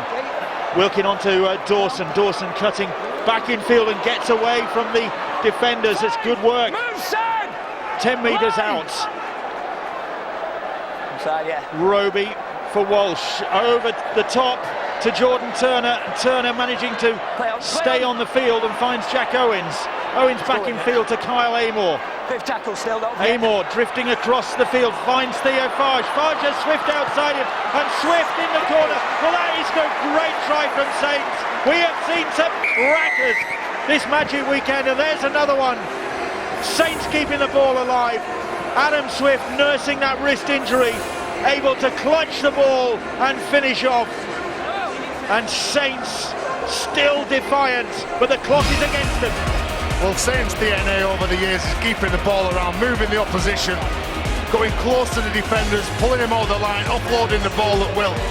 You want someone to jump the line, make the wrong decision. You go from one side of the pitch to the other, and the prop forward, Kyle Moore's given far too much space to skirt across maybe 3 or 4 players to hand the ball to Theo Farge, who then in turn gives it to Adam Swift. He was struggling just a couple of sets earlier. Well, it was wide to Owens and back to Swift, wasn't it? But I don't think it's going to end with the same happy result for the St Helens side as it did all those years ago with that spectacular try. Just shows what they're capable of, though, this Saints side. The conversion is missed by Walsh. St Helens 20, Huddersfield 36 the score. Well, this is the bravery as a rugby player, isn't it? That's how Swift got injured. Yeah, he gets injured, then he goes to the sideline, takes his position on the wing, and then the try, gets himself back there on the edge, and a good finish as well. You know what, I wouldn't be too despondent if I was a St Helens fan short term. And by short term I mean for season 2016. They will need recruitment for next year, there's no doubt about that. But they went into this game knowing that a win would put them level on the top of the table, just separated by points difference from sides that we've been praising throughout the season. And in this game, they haven't played far off their average, I would say, for the season. They're losing, and they're going to probably lose this against the second place team, second from bottom in the league. But still, is the nature of this season that the performances that St Helens have come up with have been good enough to get them near the top of the table, and they haven't been much better than this. So what does that say about the sides up at the top of the table? Well, it's Bill, I should say, I beg your pardon. As you've said many times, made it quite clear, it is at times a very average season, but it's mean there's a spread and there's a threat from all teams in this competition. We have a very unpredictable Super League. Certainly looks that way. The way this table is going to look come the end of this Magic weekend, not a lot of people would have probably predicted. This is if Hull beat Hull Kingston Rovers, and that's not a given. But if the Black and Whites do win, see them top of the table. Well, not the way that Hull FC started off the season. Absolutely, you remember that game at Widnes. Yeah, there's teams that started the season really well and all of a sudden they fell away. Teams that started poorly, all of a sudden they're pushing for the top. Griggs, no mistake this time as he claims that ball. And that's probably poor. Although he was put under pressure, when that kick goes in the air, you've got a Saints player running either side of him. Those players have got to come together and make sure that they come up with the tackle. Nathan Mason, another one of these impressive Huddersfield youngsters. There's Griggs claiming that ball. He's a monster, Nathan Mason. As is this man. Move, Louis! Yeah, boys. McGilvray, slightly more experienced than 22-year-old Nathan Mason. He's 28 years old now. McGilvray. Move, John!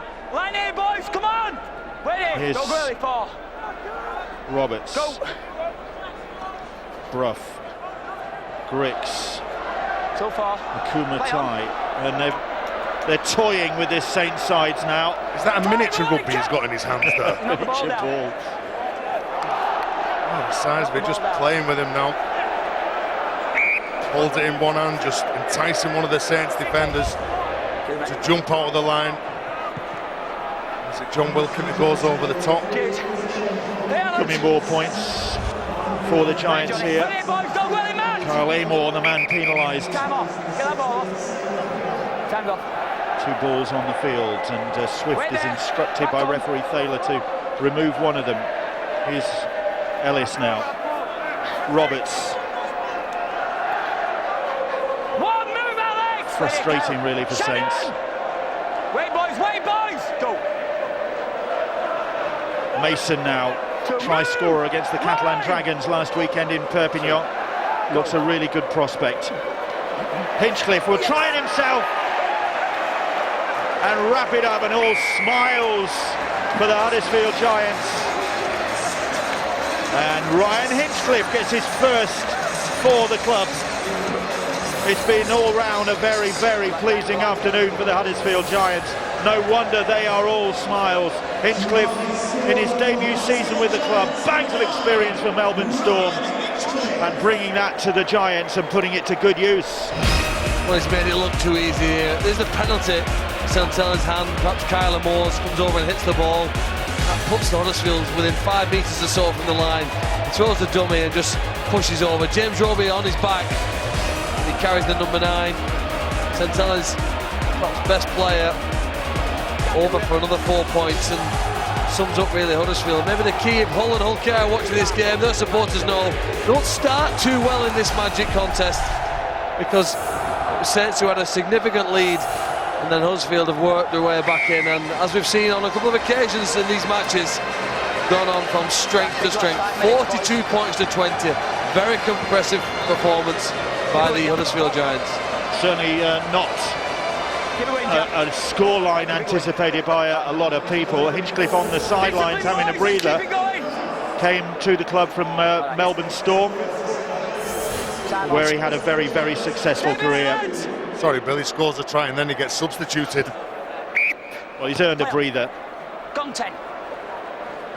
Short kick-off, but Giants deal with that. Louis McCarthy, Scarsbrook, no end up, no shortage of commitment from him. Well, all of a sudden now, Huddersfield getting the ball far too easy from the sideline into centre field. As Jake Connors lose the ball here, there's numbers in. I think it's Morgan Knowles and Kylie Moore who are involved in the tackle. And you can just see as they're just pushing off, yeah, it's a clear loss from Jake Connor. But that'll be one of the memorable Magic moments, that try for Aaron Murphy that came from Jake Connor's improvisation. An up and under to himself. Well, we always see some good tries, perfect conditions here. It's not been raining, and we've still got Hull FC and Hull KR to come. I'm sure we're going to see some good tries in that game, and maybe some big hits as well. It is a great venue, St James's Park. Well, unless you're on the losing end of a scoreline like this. But from the supporters' point of view, can't be too many complaints. Still 2. Walmsley, Saints looking for a final flourish here, and Alex Walmsley will take some putting down there, 10 metres out. Walsh, Theophage. Theophage this time cannot make progress. Connor with the tackle. Telavea, but he slips. That has been an issue, has been mentioned. This surface that has caused 1 or 2 players to lose their footing. Now then, can Swift get a second? No, a lovely ball back inside. Dawson can though. It was forward. Referee Ben Taylor says that'll be the turnover. Yeah, forward pass. Again, just looking to finish. Put a smile on the face of some of the Saints players, but Jermaine McGilvray, well, he shows him the outside. Adam Swift, and he has that covered, even if it's not a forward pass and maybe would have been forced off the pitch. But a decent, comprehensive performance from Huddersfield. A couple of things for them I'm sure Paul Anderson will pick out that they must improve on if they want to just keep climbing up the table. And for Saints, well, I'm sure that they'll be working hard at training next week. Well, Huddersfield still with a lot of work to do if they're to avoid middle 8 involvement. But on this evidence, they're certainly capable of climbing that table and overhauling the sides above them. Well, they look like they've got a far better chance than the Leeds Rhinos, who, don't they, are working their way back up to the top 8, the way they played here. But the try on the cards right now. And it's Cudjoe for Ellis. They are queuing up on Kyle Woods. will finish it off.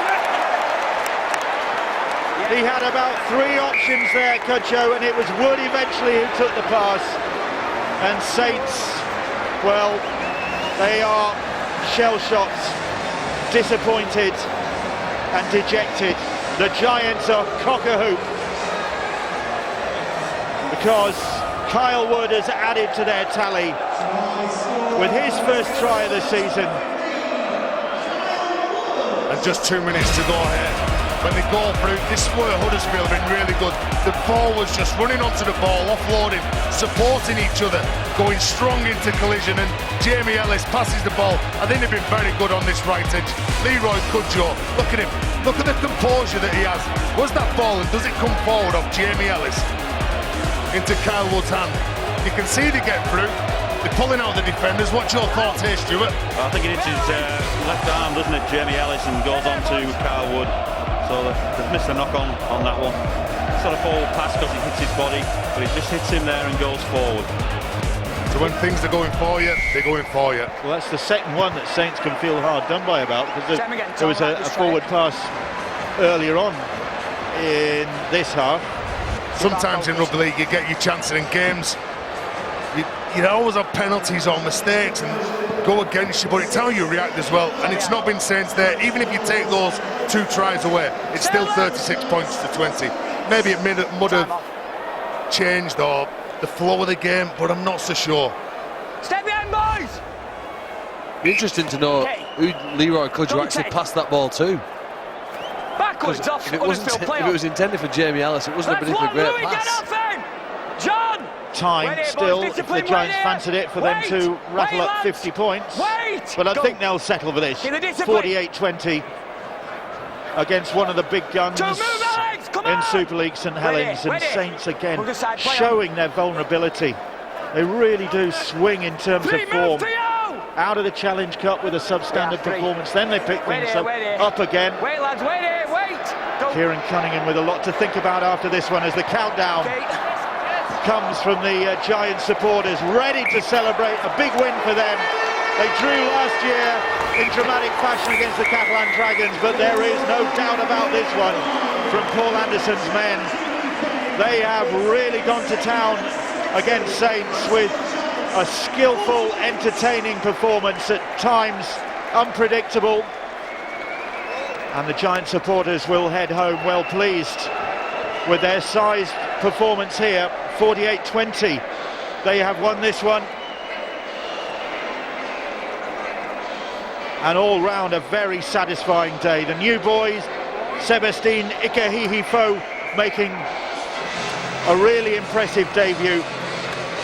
And just to cap it all, it's Huddersfield's first win of the season outside Huddersfield. They had to go all the way to Newcastle to achieve it, but they have achieved it in convincing fashion. Let's find out who has got the Man of the Match award in this one.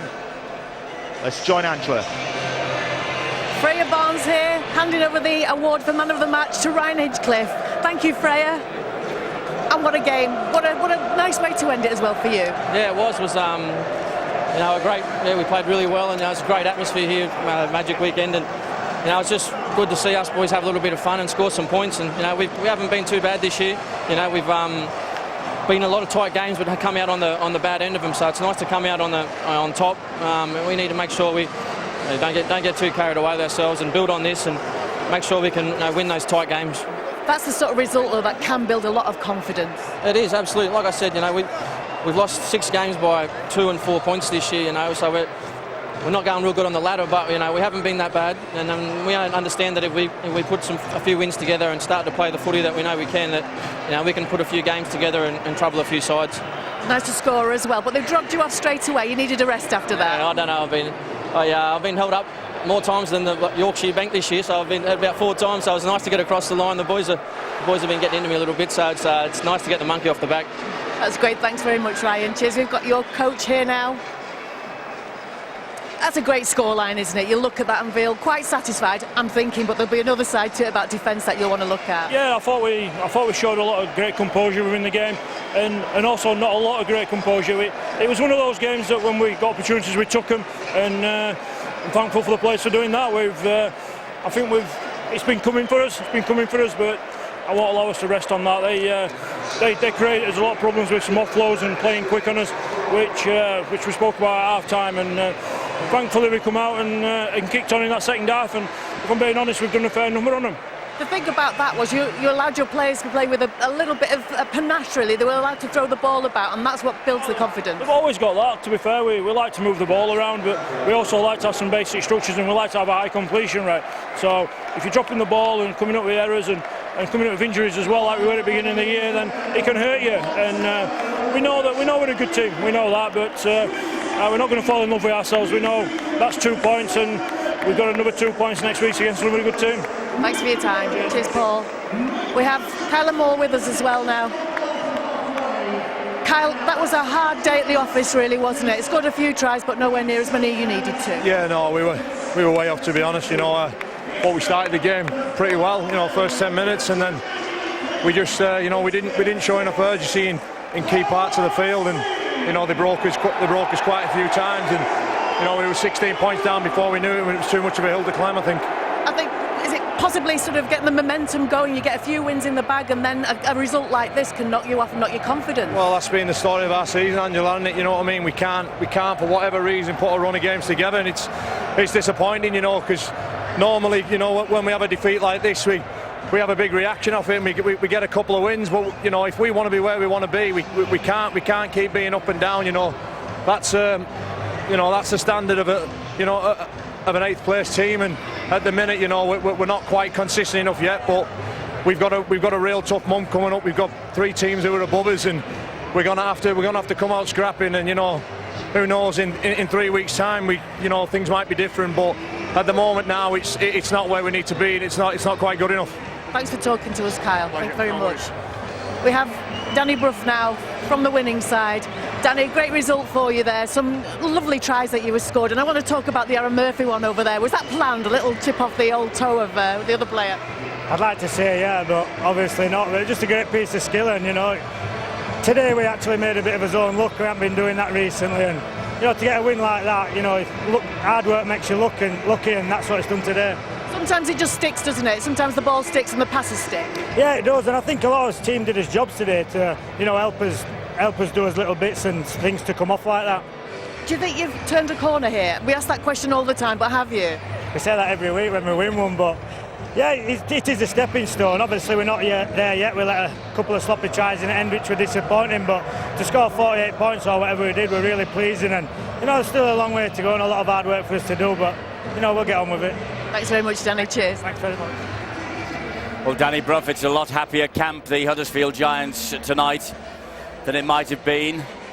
And this is the reason why it's a really good win against St Helens. Look at that, 48 points to 20. McGilvray with a couple, then Kumatai, Ellis, Rapira, Murphy, Hinchcliffe and Wood. Brough himself, he kicked 8 goals.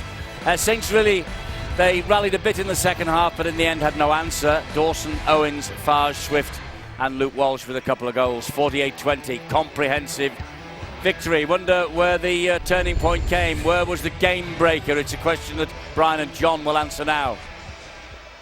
Yeah, thanks very much, Eddie. A comprehensive victory in the end, but let's take you back to half-time. We saw the pictures in the dressing rooms. St Helens side just trailing by 10 points against Paul Anderson's Huddersfield Giants. And you'd imagine Kieran Cunningham at half-time would have been in his dressing room thinking, this is very doable, just 10 points. And then in the first 15 minutes of the second half, John, Huddersfield hit them for 18 points and essentially really took the game. There would have been a warning in there as well, though, that there were only 10 points in arrears, but we've not been playing well and we've not been applying the kind of pressure that we wanted to do on the opposition. That said, the way that it started, and it's not often we see a game breaker that effectively is 1 minute after half time, but this was the first of 3 tries that put clear water between the two teams. It was Jermaine McGilvray's try, but I'll take you back to the play before, because I think you need to look at where Huddersfield actually managed to get to. They managed to engage 4th, 3rd and 2nd man in from this play.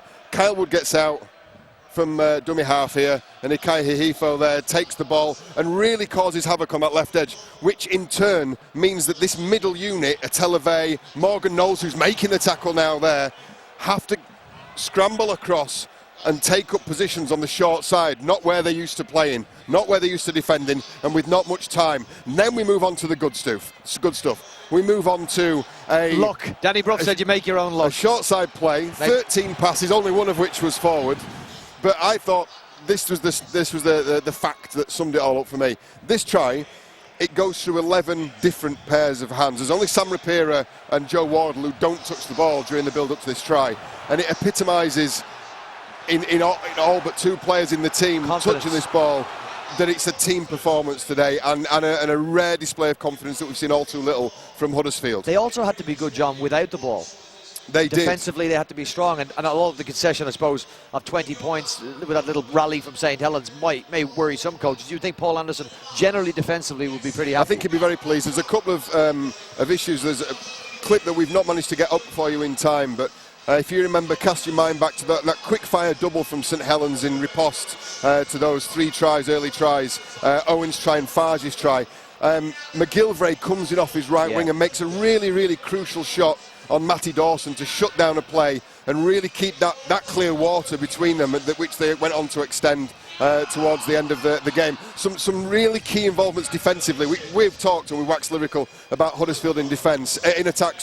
The defensive things are just as important for their progress. And probably little surprise it comes from somebody like Jermaine McGilvray, because he has been a constant, consistent, shining light in this difficult season for Huddersfield Giants. The England international has been absolutely outstanding, Eddie. Well, that's it. Game 2 gone, Eddie. 1 to go. Back to you. Yes, 1 to go. It's the big city derby, Hull against Hull Kingston Rovers. The Black and Whites looking to go top of the Super League table. Let's just reflect on what we've seen, though, here with Phil Clark. Very good win for Huddersfield. St Helens. Is that, you remember the old Bob Dylan song, The Times They Are A-Changing? Are they changing? I don't know. It's so erratic, the performance this season. Even at the highest point, it's never been great. But sport's peculiar, isn't it? And in the remaining 8 games that they've got from now on, they could start to put it together. It's hard to see exactly how or where they're going to improve, though, really, in what particular manner or style, because they've really, from the start of the season, I don't think fired to full effect. I don't think it can be their year. They may scrape into the top 4, but I can't see them making the grand final. What about Huddersfield? Because we almost wrote Leeds off after their defeat last night. Huddersfield now have won. There's a 2-point gap between them and Leeds at the bottom.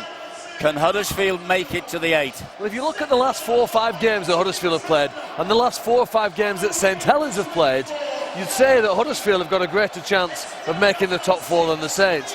They probably don't, because of the number of points that they've got at the table at this point in time. But they made 11 breaks today against St Helens, who came here highly motivated and determined to do well. And yet their attacking play was good enough for Huddersfield to make 11 breaks, score obviously almost 50 points. I don't think they may make the top 8. I don't think they'll make the top 4. It's too big a mountain and a gap for them to make up. But they're going to win a lot of games the way they're going to play. They seem to have strengthened, don't they? That signing of Seb Ikehihifo. I mean, he looks the business in his debut. He does. And the other player who I'm a big fan of is Jamie Ellis. He's now back in the side, back from injury. He missed a significant point in time, and I think he balances Huddersfield better. Him and Danny Brough together in the team look better. They've got 2 better kicking options, 2 better running and passing options, and I think that together they will form, I think, and lead Huddersfield certainly up the table, but not sure how far they can go. OK, now we can concentrate on Hull against Hull Kingston Rovers. Already today, one door was pushed ajar for Catalan Dragons to go top of the table, was slammed in their face. Hull, Ian Proctor has been doing some statistics on this. They won their first 5 in 2009. They sat joint top of the table with Leeds. They've never topped the Super League table at this stage of the season before. I think you've got to go back to 1982-83 when they last won the old First Division title, with the likes of Trave Topless, Lee Crooks, Knocker Norton in the side, the Kiwi connection, the O'Hara, Luluai and Kembles of this world. Look at them now. They are just a win away from taking the top of the table. I suppose a draw would do, but they are rare in rugby league. But so long as they avoid defeat, I suppose Hull will be top of the table tonight. And if you look at their team, there is a little bit of an island connection, isn't there, in there is 2016? Similarity between 82-83. I get the message you're saying there, yes. I think that's what's interesting, though. They're playing against Hull Kingston Rovers. Hull KR have been poor this year. You've seen where they sit in the league table. But last week, as well as the win at Leeds in round 9, were the best performances that they've put in this season. And it's all set with such an unpredictable season for Hull KR to win and win well here. You know, they're not a bad side. On Good Friday, 20 points up, remember, with just over 20 minutes to go. It was their win for certain, and who knows where they would have been right now had they picked up the win over that Easter period. But they were unable to hang on, and I suppose the question is now whether Hull can handle the pressure of here. I said it's almost a dress rehearsal for a grand final for them. The closest thing they're going to get in 2016. They're at an unfamiliar football ground, playing with a brilliant atmosphere, on an unfamiliar stage, against opponents who they know quite a bit about. But can they perform? It's easy sometimes to win when you're the underdog. That's not the case for Hull today. The pressure is on them to win and win well, but I don't know whether they can do it.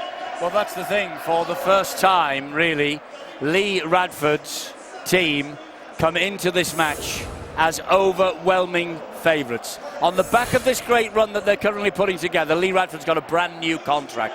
So the management is happy enough with what Lee is doing. The signings have been brilliant. They've spent big this year. This is the year for Hull. If they're going to do anything, this is the year, isn't it? Well, you're right. For the last 5 years, they've been more or less a 6th, 7th or 8th place side. I know they dropped down a couple of seasons ago, but that's generally where they've lived in the rugby league land. They've got a chance, as you say now, to do something different. In the last 4 games, they've scored 151 points. That's like almost 40 points a game. Their attack's that good. And for me, possibly the most important player is the scrum half, Mark Sneed. Obviously, he spent a bit of time at Hull now. He's maturing and the team are really playing well around him. They need to protect him, keep him healthy. He's vital to what Hull's hopes will be in 2016. And if you look at what might be happening in the other dressing room, Hull Kingston Rovers, you know, they disposed of Chris Chester very early in the piece. They decided he wasn't the man. Look what he has done to Wakefield since he has moved in there. They are under the control of an interim coach in James Webster, who's doing a good enough job. You know, God bless him, he's having a really good go. A new man allegedly coming in at the end of the season. The hot tip is it's Steve McNamara, the former England coach. This really is a season of transition for them then, isn't it? But boy, they can make a real name for themselves this afternoon if they dent this whole ambition. Well, when you look at the team that they've listed, it doesn't look a bad side. Probably better than they've had in some other games this season. A lot of the best players playing back in the familiar places. And as I said last week, the desire and enthusiasm was there. And if they obviously they'll have to bring that here today, but they've lifted, haven't they? Their record in magic encounters is a very, very impressive one when you consider their win-loss ratio in recent seasons. And a lot of them have come against Hull as well. I think this is the 8th time that they've played Hull. They've won 5 of the last 7, so they know what to do on this occasion. They do, and that's all leaning now towards a Hull KR victory, isn't it? Because Hull are so overwhelming favourites. Yeah. I think it's a brilliant, the way it's balanced on paper here, we've got a fantastic finale to another great event in the rugby league calendar. One great hope for Hull KR, Terry Campese plays. Now, he's only played once this year, and I say played and use the word loosely because I think he was on for about 15 minutes and the hamstring went. So he's coming back. I think, though, if he stays on the field, even if he doesn't do anything, I do believe from what I've seen off the field, his presence is worth 6 points to Hull KR because of the confidence and the inspiration it provides to the players around him. I do think he has one of those players who can have that effect, a little bit like Jamie Peacock used to do, in my opinion, when he played for the Leeds side. And I think that with Campese on the field, if he stays on for 80, it does help Hull KR's chances, although they clearly are the underdogs. OK, now is the time for Hull to prove whether they really are the real deal in 2016, whether they really do have ambition to go all the way to the grand final at Old Trafford in October. As Phil says, for them, if that is what they are aspiring towards, and of course they are, this is the ideal dress rehearsal. Their supporters are here in their thousands. They've been singing for about the last 2 hours the club anthem of Old Faithful. But this lot, Hull Kingston Rovers, can often turn up against this black and white army and really spoil things for them on days like this. It's the 8th meeting at the Magic between these two great clubs, and Hull Kingston Rovers have won 5 of them. What's going to happen in the next 80 minutes? Are Hull on the way to the top of the table? You'll find out next.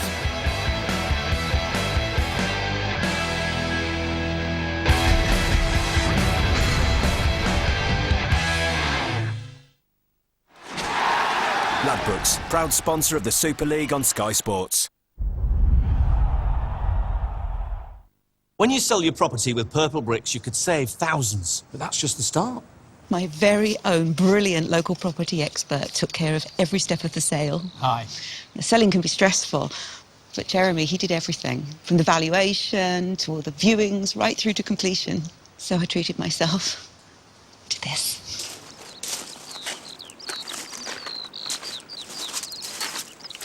I like it. Visit purplebricks.com and book a free valuation. I'll call you back. Life moves pretty fast when you're Ryan Reynolds. I don't even have time to open doors anymore. Absolutely not. I'm a busy guy, so I need broadband which moves as fast as I do. That's why I've got BT Infinity. Now even faster. Wow! Now that's fast. Who's the girl? She slapped me. She's not in the script. We thought she was with you. That's very possible. BT Infinity. Fast just got faster. My car needs a service. My car needs a new clutch. Whatever your car needs, type in your details and let approved businesses bid for your work. Then choose the best deal for you. Convenience, recommendation, or price. My car needs new brakes. MyCarNeeds.com. See two-time Academy Award winner Robert De Niro. Like never before. Did he just call you Grandpa? Dirty Grandpa. Own it Monday.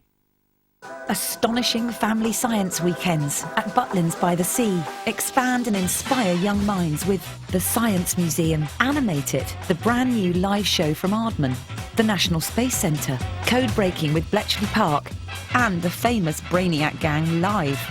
The shows, workshops and all the fun of Butlins are all part of the price.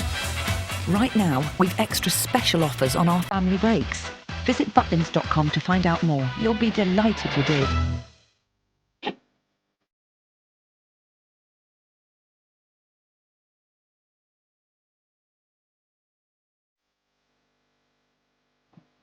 Enjoy the little things in life. Maybe they are really the big things. You and me, IKEA, wonderful every day.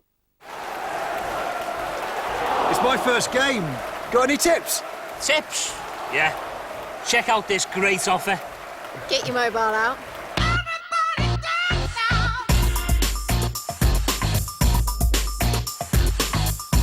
I'm having that. Got any more? Yeah. Your lens cap's still on. Download the Coral app and check out our great offers. Please bet responsibly. Once again. Wow. The Monaco Grand Prix, Thursday at 8:45, live only on Sky Sports. Ladbrokes, proud sponsor.